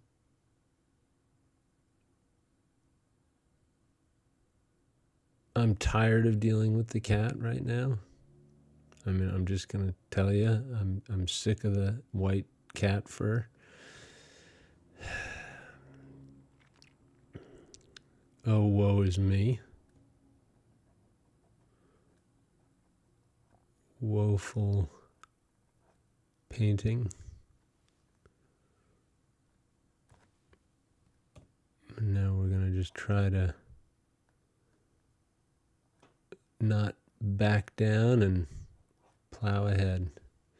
Nope, I knew that wasn't gonna be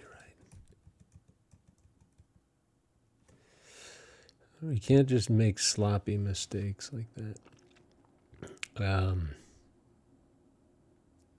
So, what is a not sloppy mistake? A not sloppy mistake would be to take our lightest light as it appears on the hair,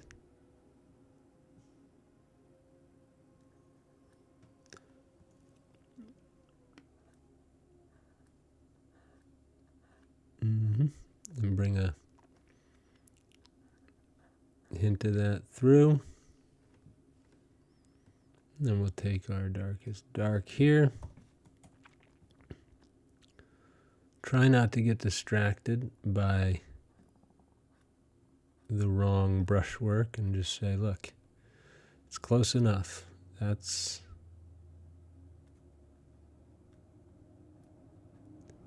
what we're aiming for, right?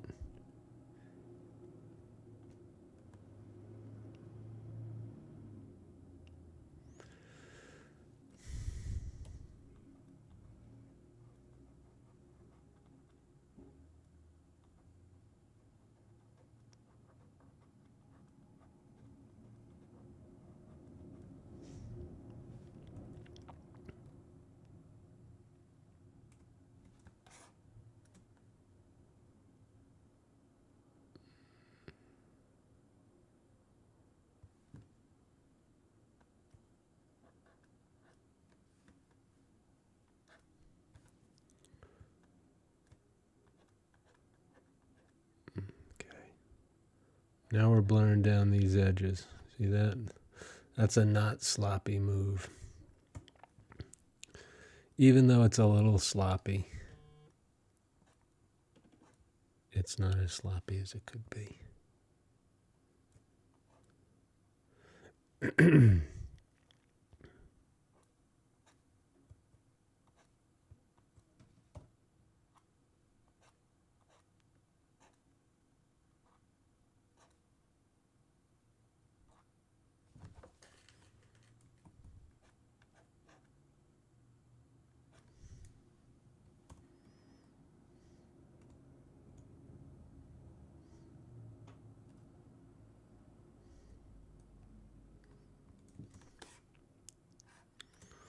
The last thing we're going to do here is, today we're not finishing this, that is for sure. But, Duolingo, don't tell me Laura surpassed my...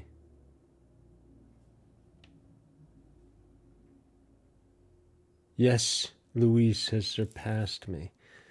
Get out of here. All right.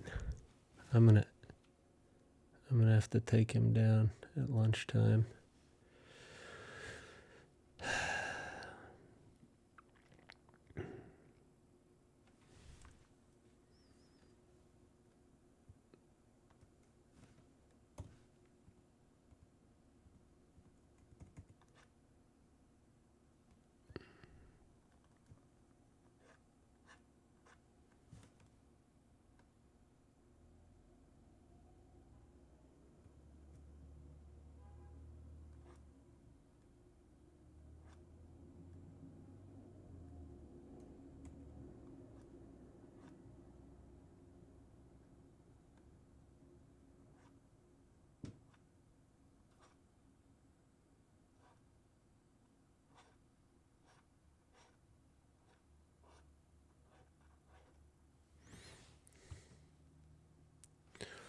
All right.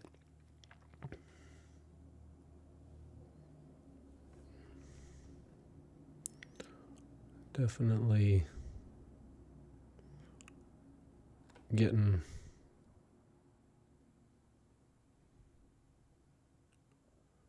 hard work here. Hard work. How do we do this?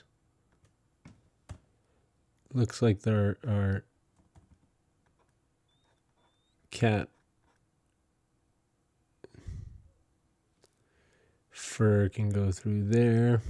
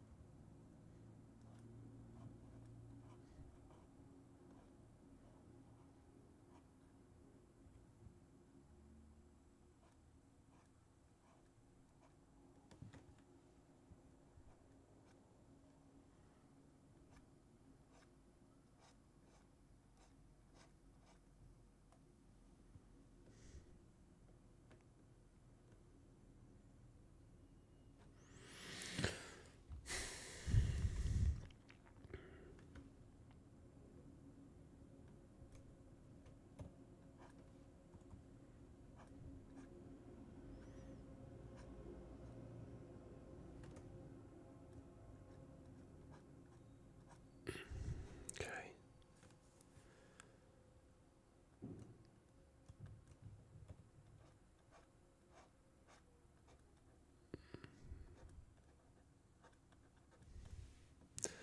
Now we're going to start zeroing in, and you're going to see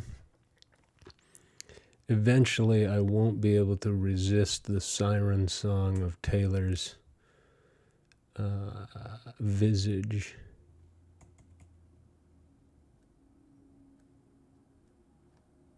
But until then, we have stuff we got to clean up. Clean up, everybody, everywhere. Clean up, everybody, do your share. Not easy.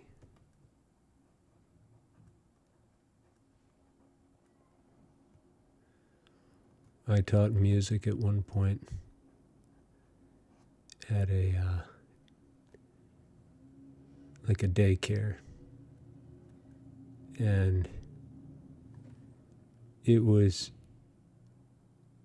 I learned that one of the kids shared my birthday, and I said, that's great.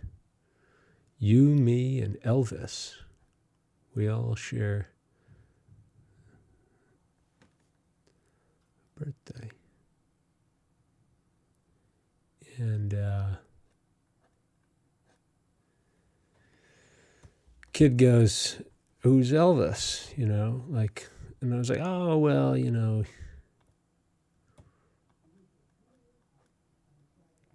a little bit from a different generation, but I'm sure there are some songs that you might know. And this kid in the other corner of the room who didn't really talk very much, but he certainly liked music.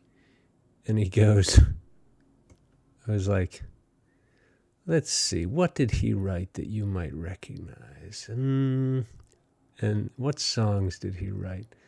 And the kid on the other side of the room goes, the Queen Up song. And I was amazed. I was like, well,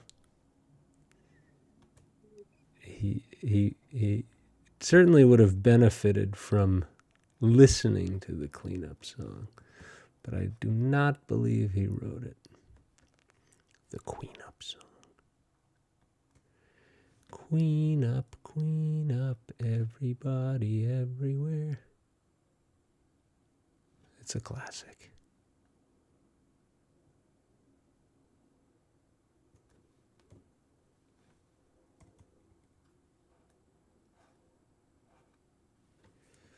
All right.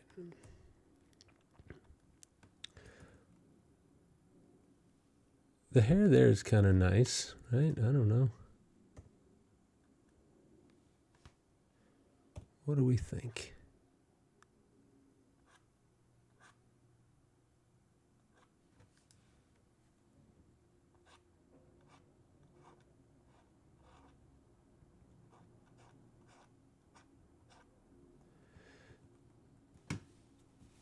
Queen up, queen up.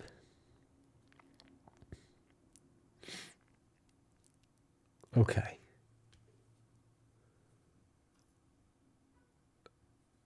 I like the style of the hair that we've got going on.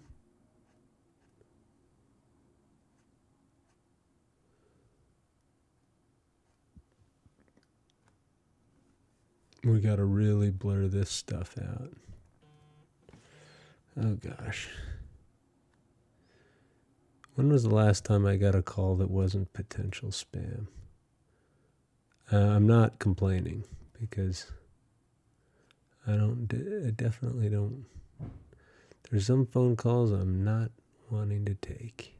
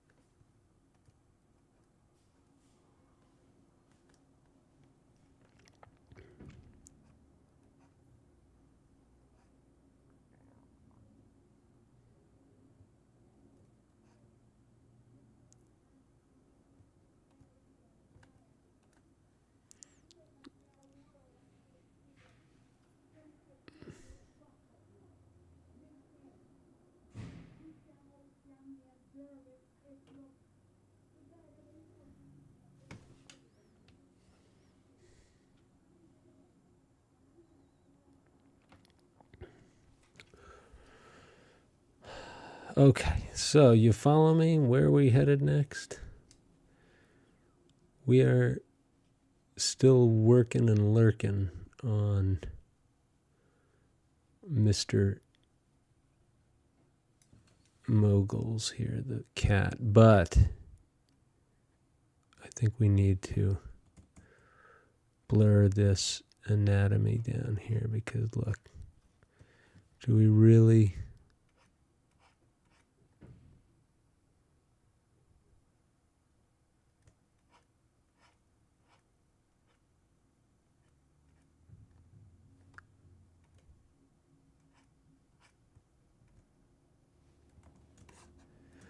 Let's find out. I liked how that was going. I don't want to lose my...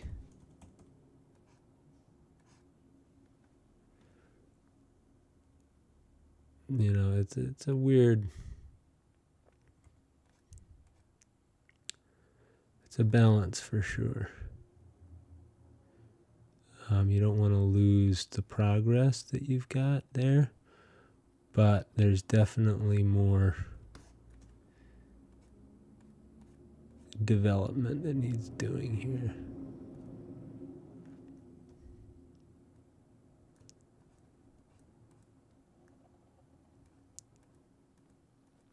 So, let's see, did that do anything?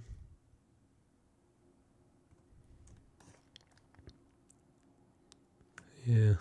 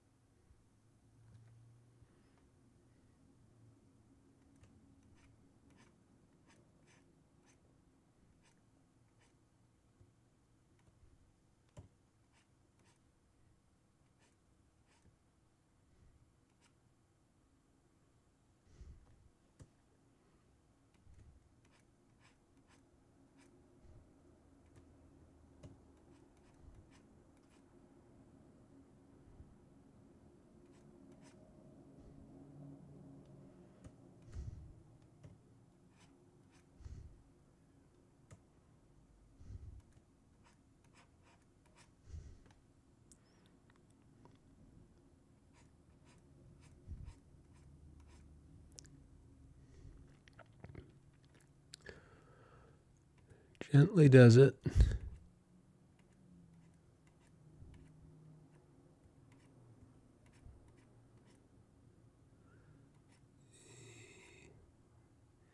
Easy does it. That's kind of nice. I'm not unhappy with that.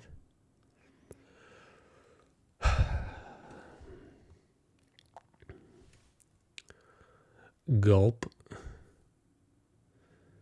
All right, now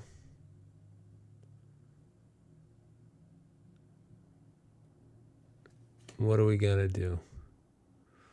What do we got to do here to make this? Oh, shoot.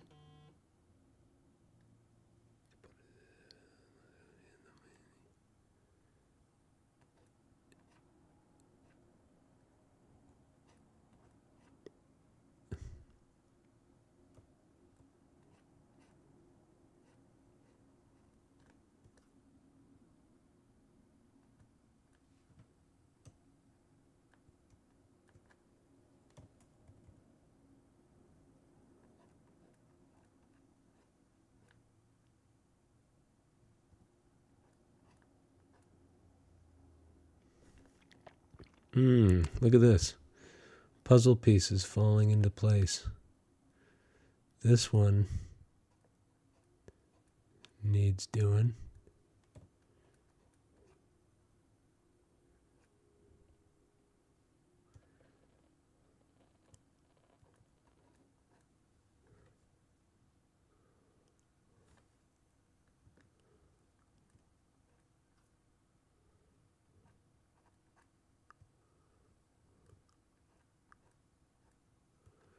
You're so hypnotizing. I saw Katy Perry at the Barclays Center once,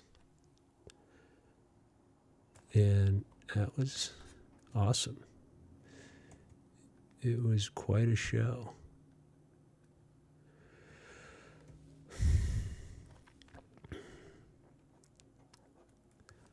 I like that song. I don't know. I think I got into her, and then she released the album. Was it Roar? I don't know. You're gonna hear me roar.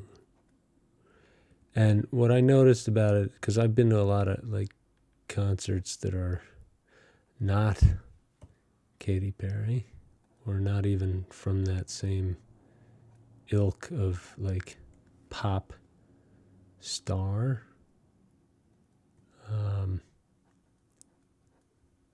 And I was surprised by how much of the show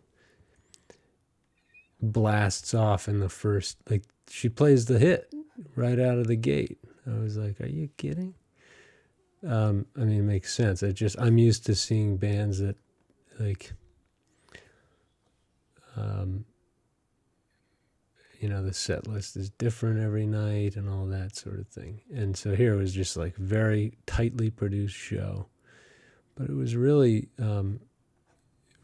powerful and nonetheless. And I'd never seen a pop show like that before, ever, really. I mean, I saw like the closest thing to a pop show I ever saw was like, what's his name?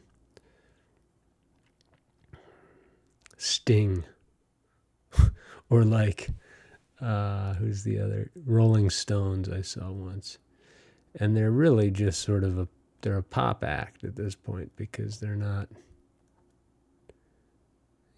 they're not looking to do anything but maybe promote a couple of the new songs.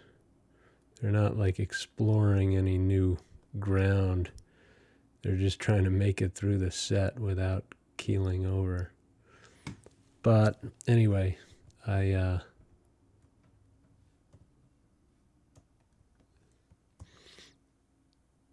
kind of cool, right? We're getting there, guys and gals. Goodness.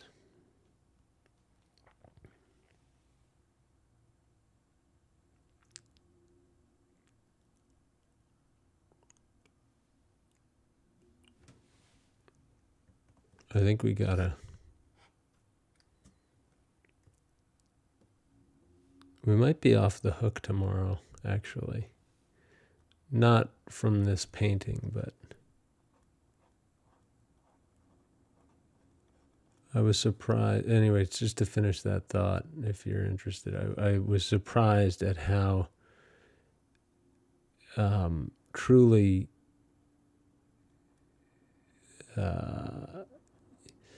it felt to me a little bit like the energy started off high, and then it was kind of like there was just too much production to keep that kind of out of the gate energy, like hard work. So,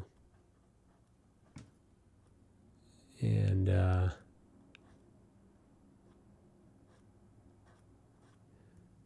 anyway.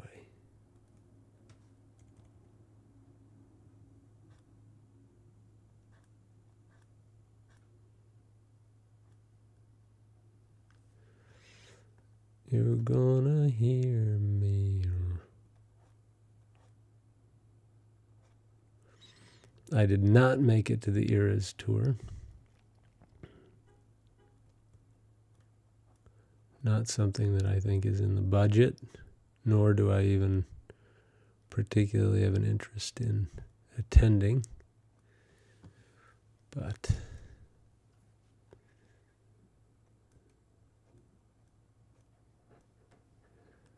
okay.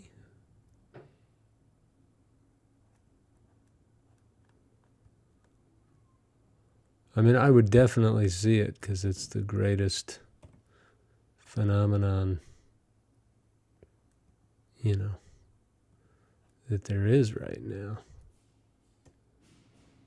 At least in terms of popular culture and what the kids are doing these days.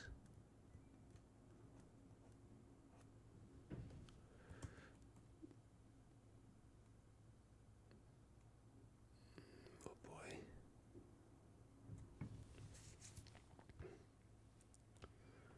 But maybe I'll just watch like the video on Netflix or whatever, Disney Plus. All right. Let's move in. We're moving in on the kitty here. Rare. Rare. Rare, rare, rare, rare. These kitties, kitty cat, kitty cat.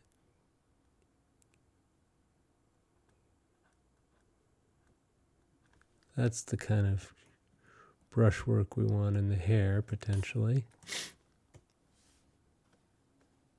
I'm going to take this, wrap it around, bring it up and through, and then there's more, yet more.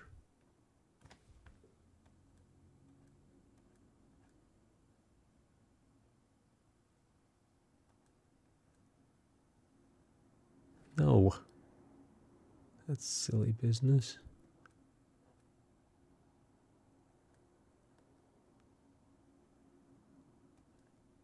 Whoa! That was crazy. Motion array.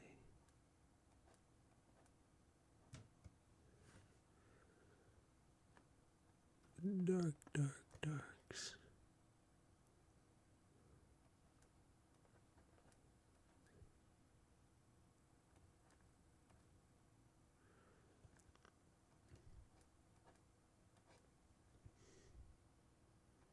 Now this is one of the hardest things in painting for me, is the hairline, especially in shadow, because you can creep it up and creep it back and creep it down and all around.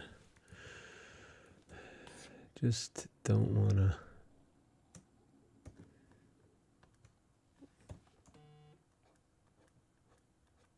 You don't want to blur your edge too far.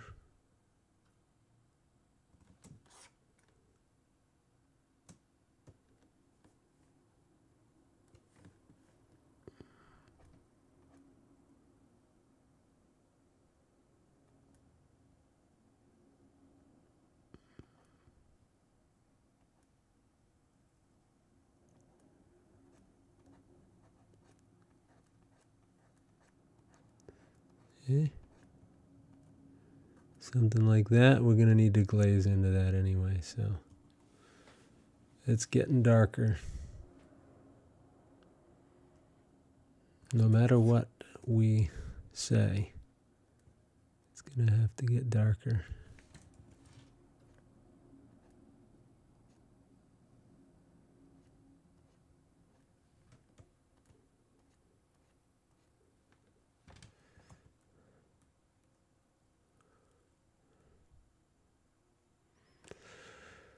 Okay.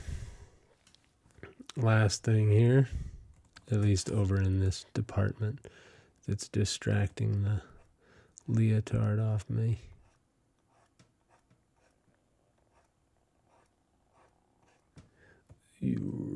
That's lunchtime. Sorry, folks. Lunchtime.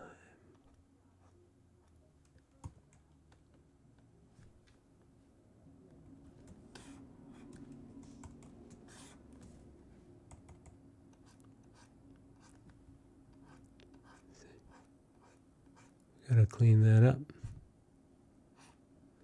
Clean it up and leave it as is, maybe. And what else is going to happen? We got to get up in here and find our highlight that lives just right down here in this happy little edge here. Happy little highlight. Happy.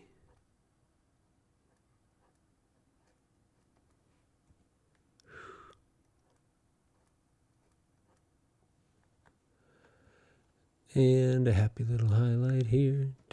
A happy little highlight here. A happy little highlight.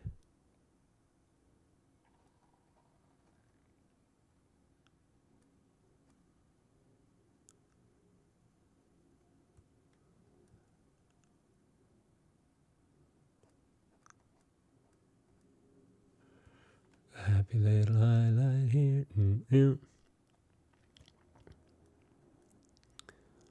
Try and stay happy. Please be happy.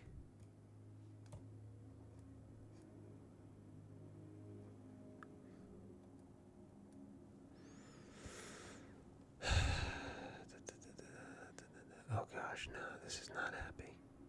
Look at all this stuff in here that you need to do. It's just, it never ends.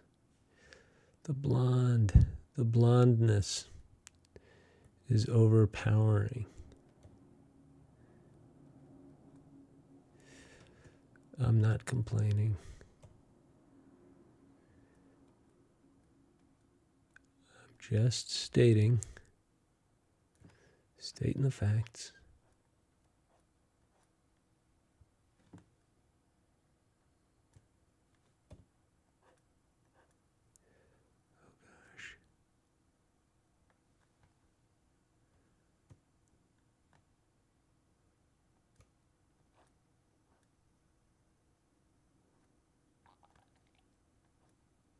Here, watch this.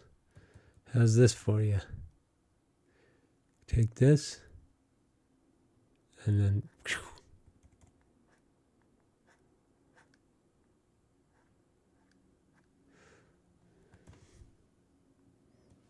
we'll have to iron that out in post.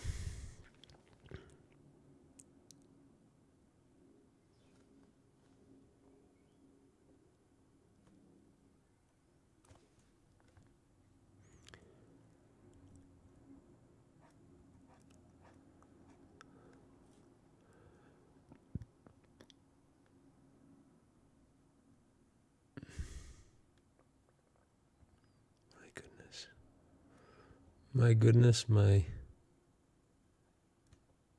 goodness.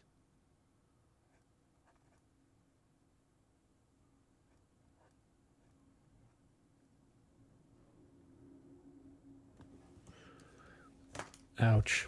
Fingers hurting. Must take extended break.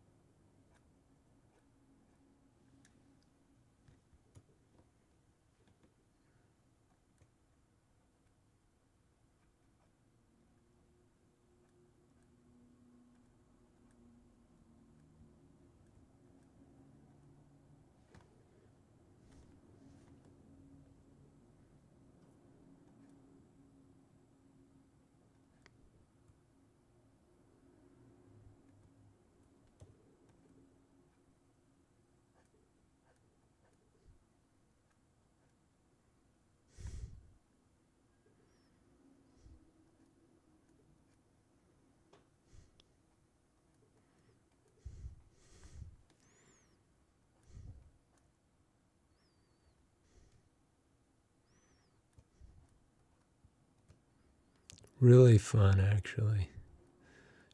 I just unlocked a skill, I think, that's been plaguing me as an artist, which is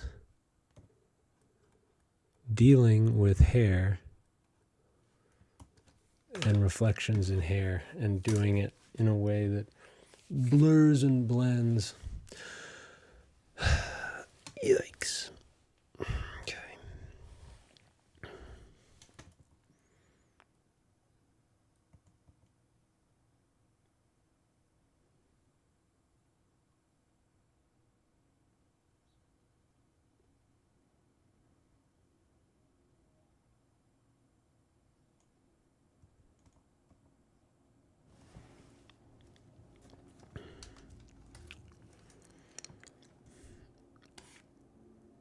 Now,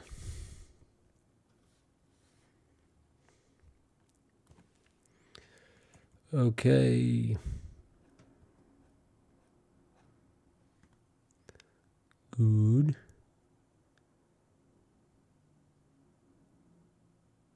Well, we're not going to get all into the weeds here, but we certainly could, if we wanted to. But I don't want to. So we're going to just bring our highlights in.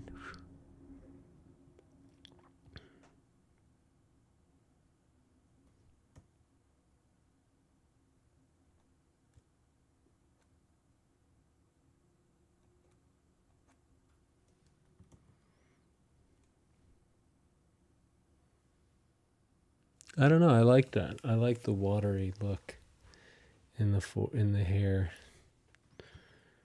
but it's not soft enough for sure.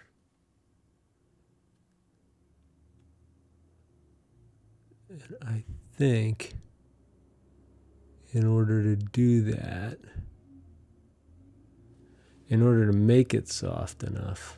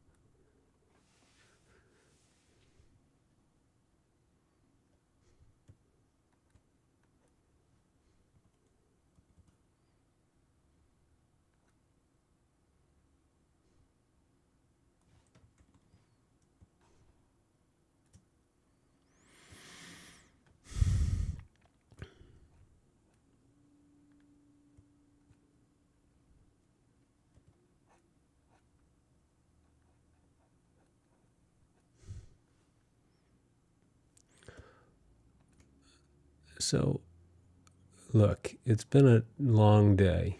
We've been doing a lot of work on the hair, a lot of work on the knot face, and first of all, I'll say I'm very thankful to have had your presence, and I'm not going to stop right now, but I'm just saying, if we don't make it through this one, it's been a good time. It's been hard, but I think we're good.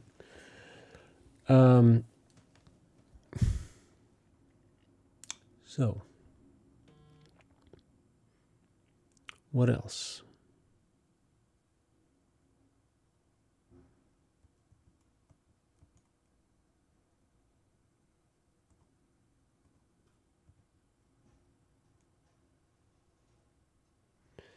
In the end of the day, at the end of the time lapse, my experiment here is going to be, can we crush the portrait? And by portrait, I mean, like, can we really nail the core features? And then by doing that, will that, like, the hypothesis is, for the time lapse, it's a more enticing time lapse when you don't sort of reveal, when you don't do the big reveal first. So in other words, if you leave the head unfinished, is that the secret to engagement, or to long length of views, whatever that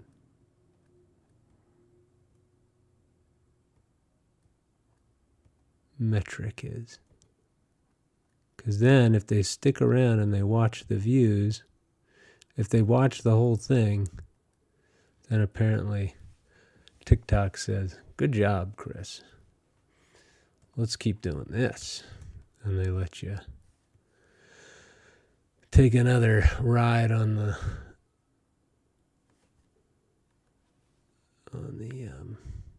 TikTok roller coaster.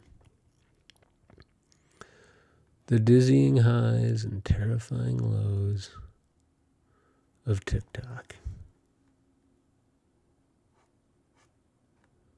Okay.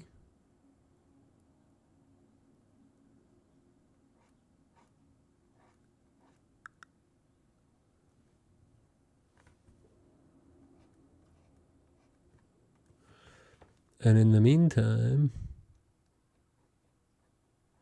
we gotta get the edges right.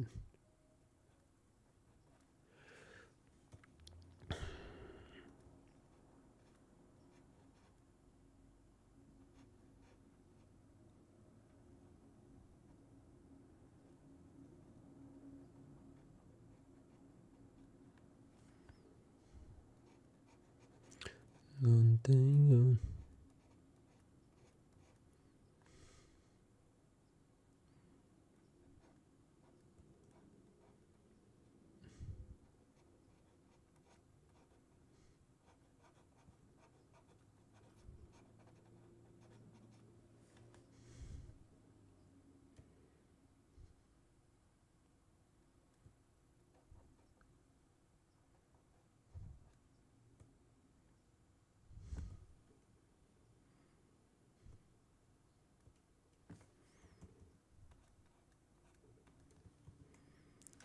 So,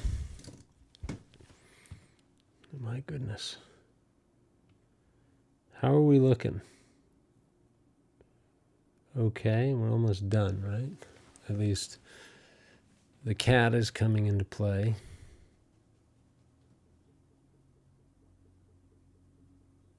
The hair is looking kind of cool.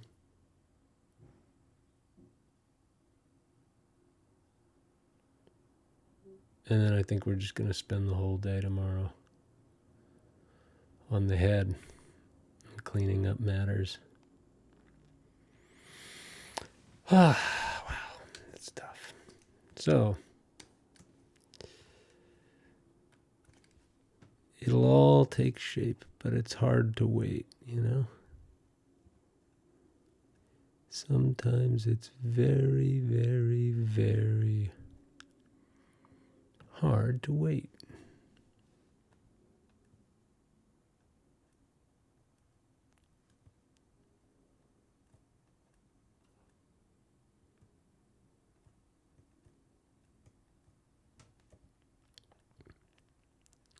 Non tengo nada.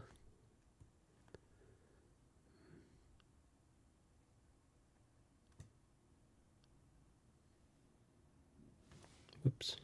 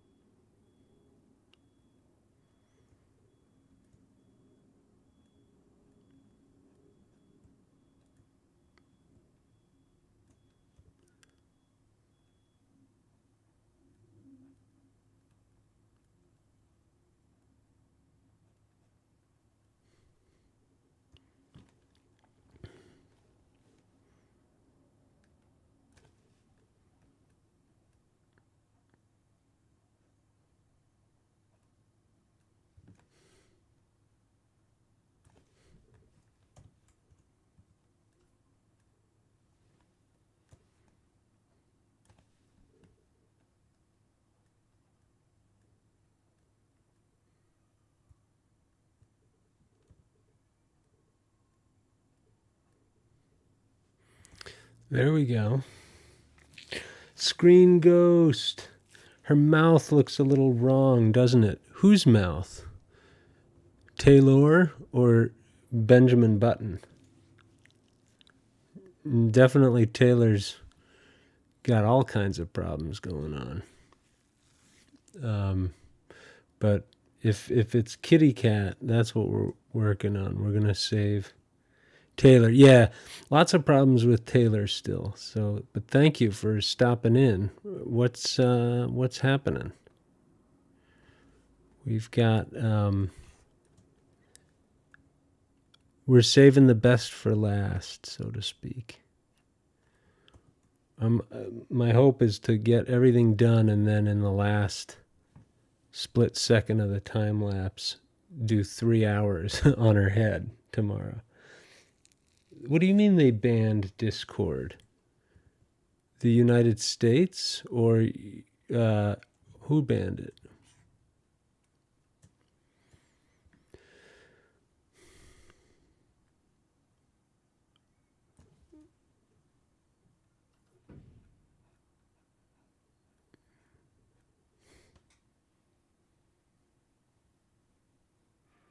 Oh no. Sorry to hear that. How about WhatsApp? Banned?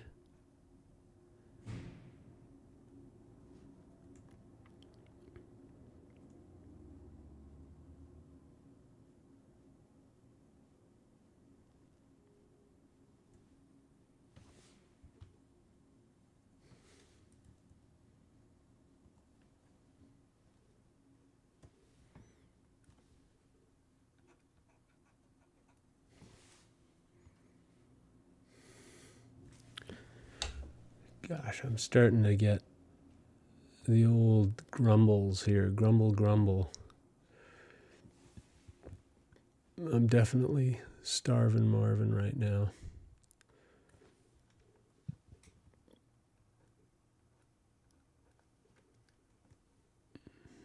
I know we just, I'm thinking,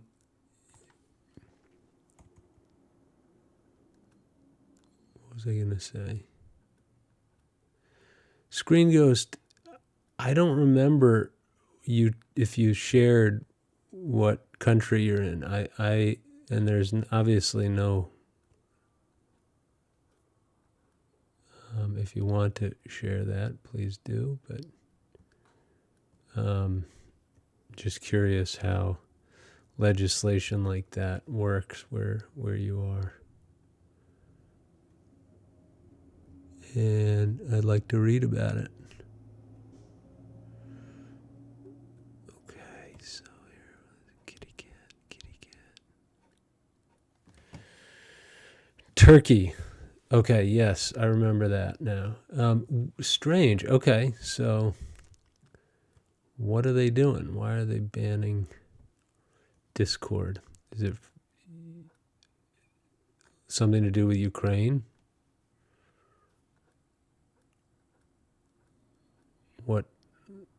What's the...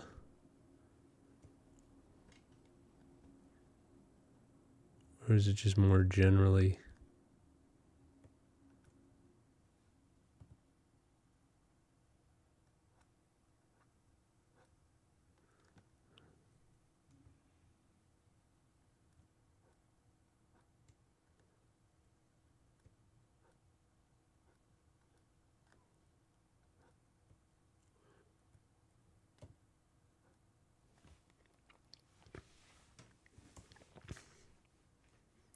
And they do. It sounds like you're saying they do that often.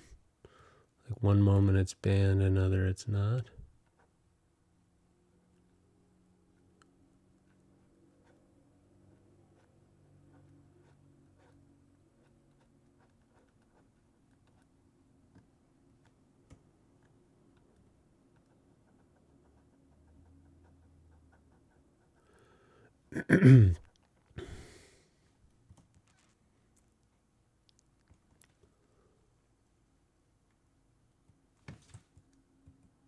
That's what I didn't mean to do.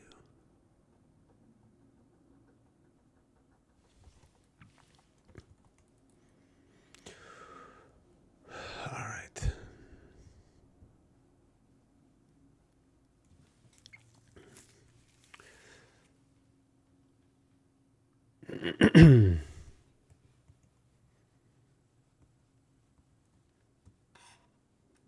Now,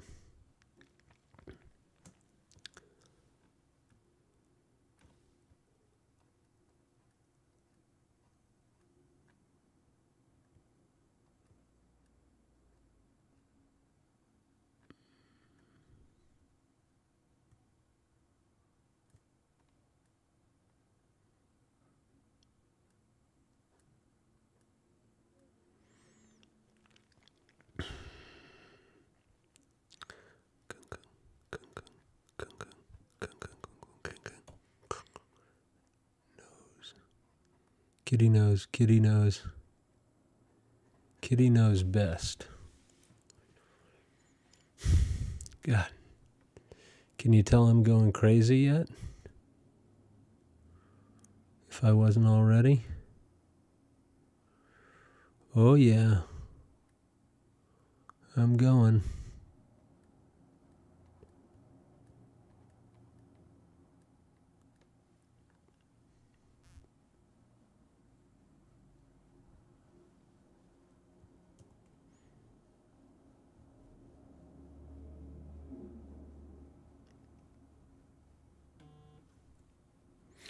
Murgil. Thank you for the follow.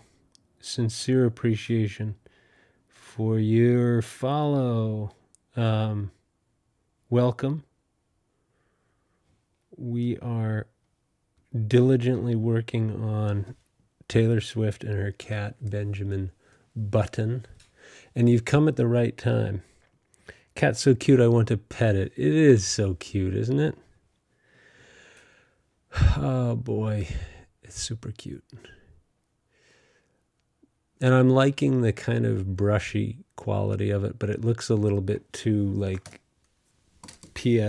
MS Paint filter, like a GIF or something. I did not mean to do that, but so Morgil, I'm sorry to leave you hanging here if you're just joining us, but tomorrow we're going to be back from hopefully 9 to noon, so you could catch the tail of an end of it if you're here tomorrow by noon Eastern.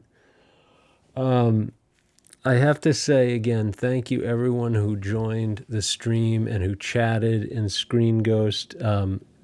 Tomorrow morning, first thing, we're heading right into that mouth, and we're going to solve those problems. And then we're going to fill in the rest of the blanks on Taylor's head, and then tighten up Kitty Cat, and then maybe even get moving on some of the other last stragglers. Morgil, thank you. Thanks for the chat, too.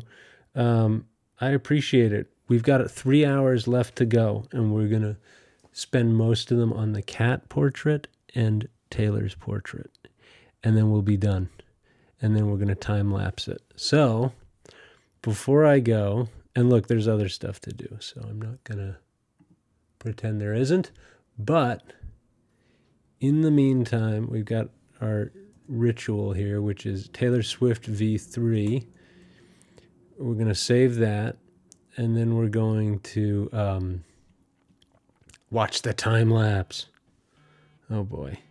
I hope that's not my son's school. Hold on. Where the heck are you? Okay, look, let's watch the time lapse real quick, because this is what it's all about.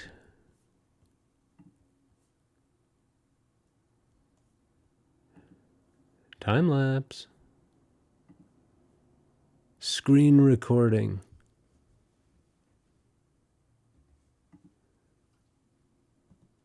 Here we go. Now let's see what happened here. Can you see that?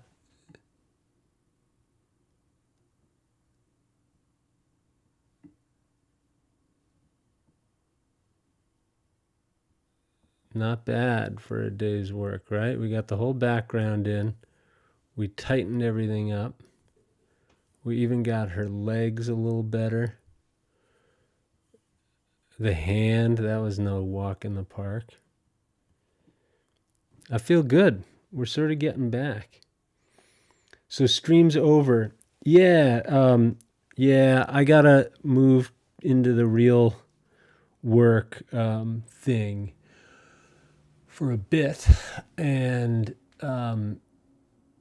yeah, I'm sorry to leave you right when you're popping in. But good news is tomorrow, if you sign on to at this time, basically I'll be streaming from 9 Eastern to noon Eastern Standard Time, maybe even a little earlier. But the plan will be to polish up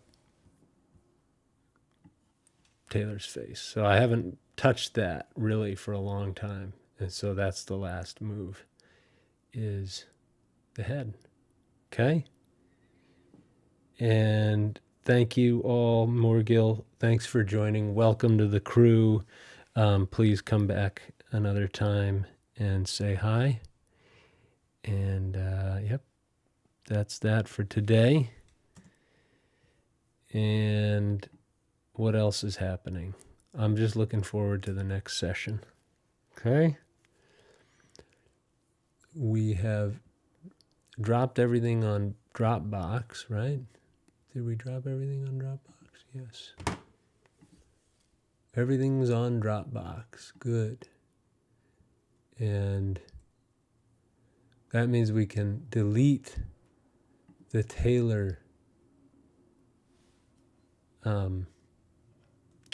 recordings, and then we can handbrake our Taylor recording from today, turn it into an MP4, getting ready for that time lapse. Okay, now, bear with me, folks, because I've got a couple of things. We're ending the live stream at Meta. We're ending the live stream at oh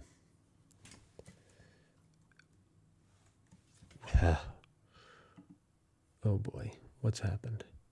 We're ending Meta. We're ending... Oh boy.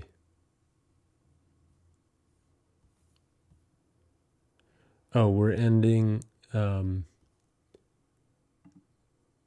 Facebook and the YouTube. Bye-bye, Facebook. Bye.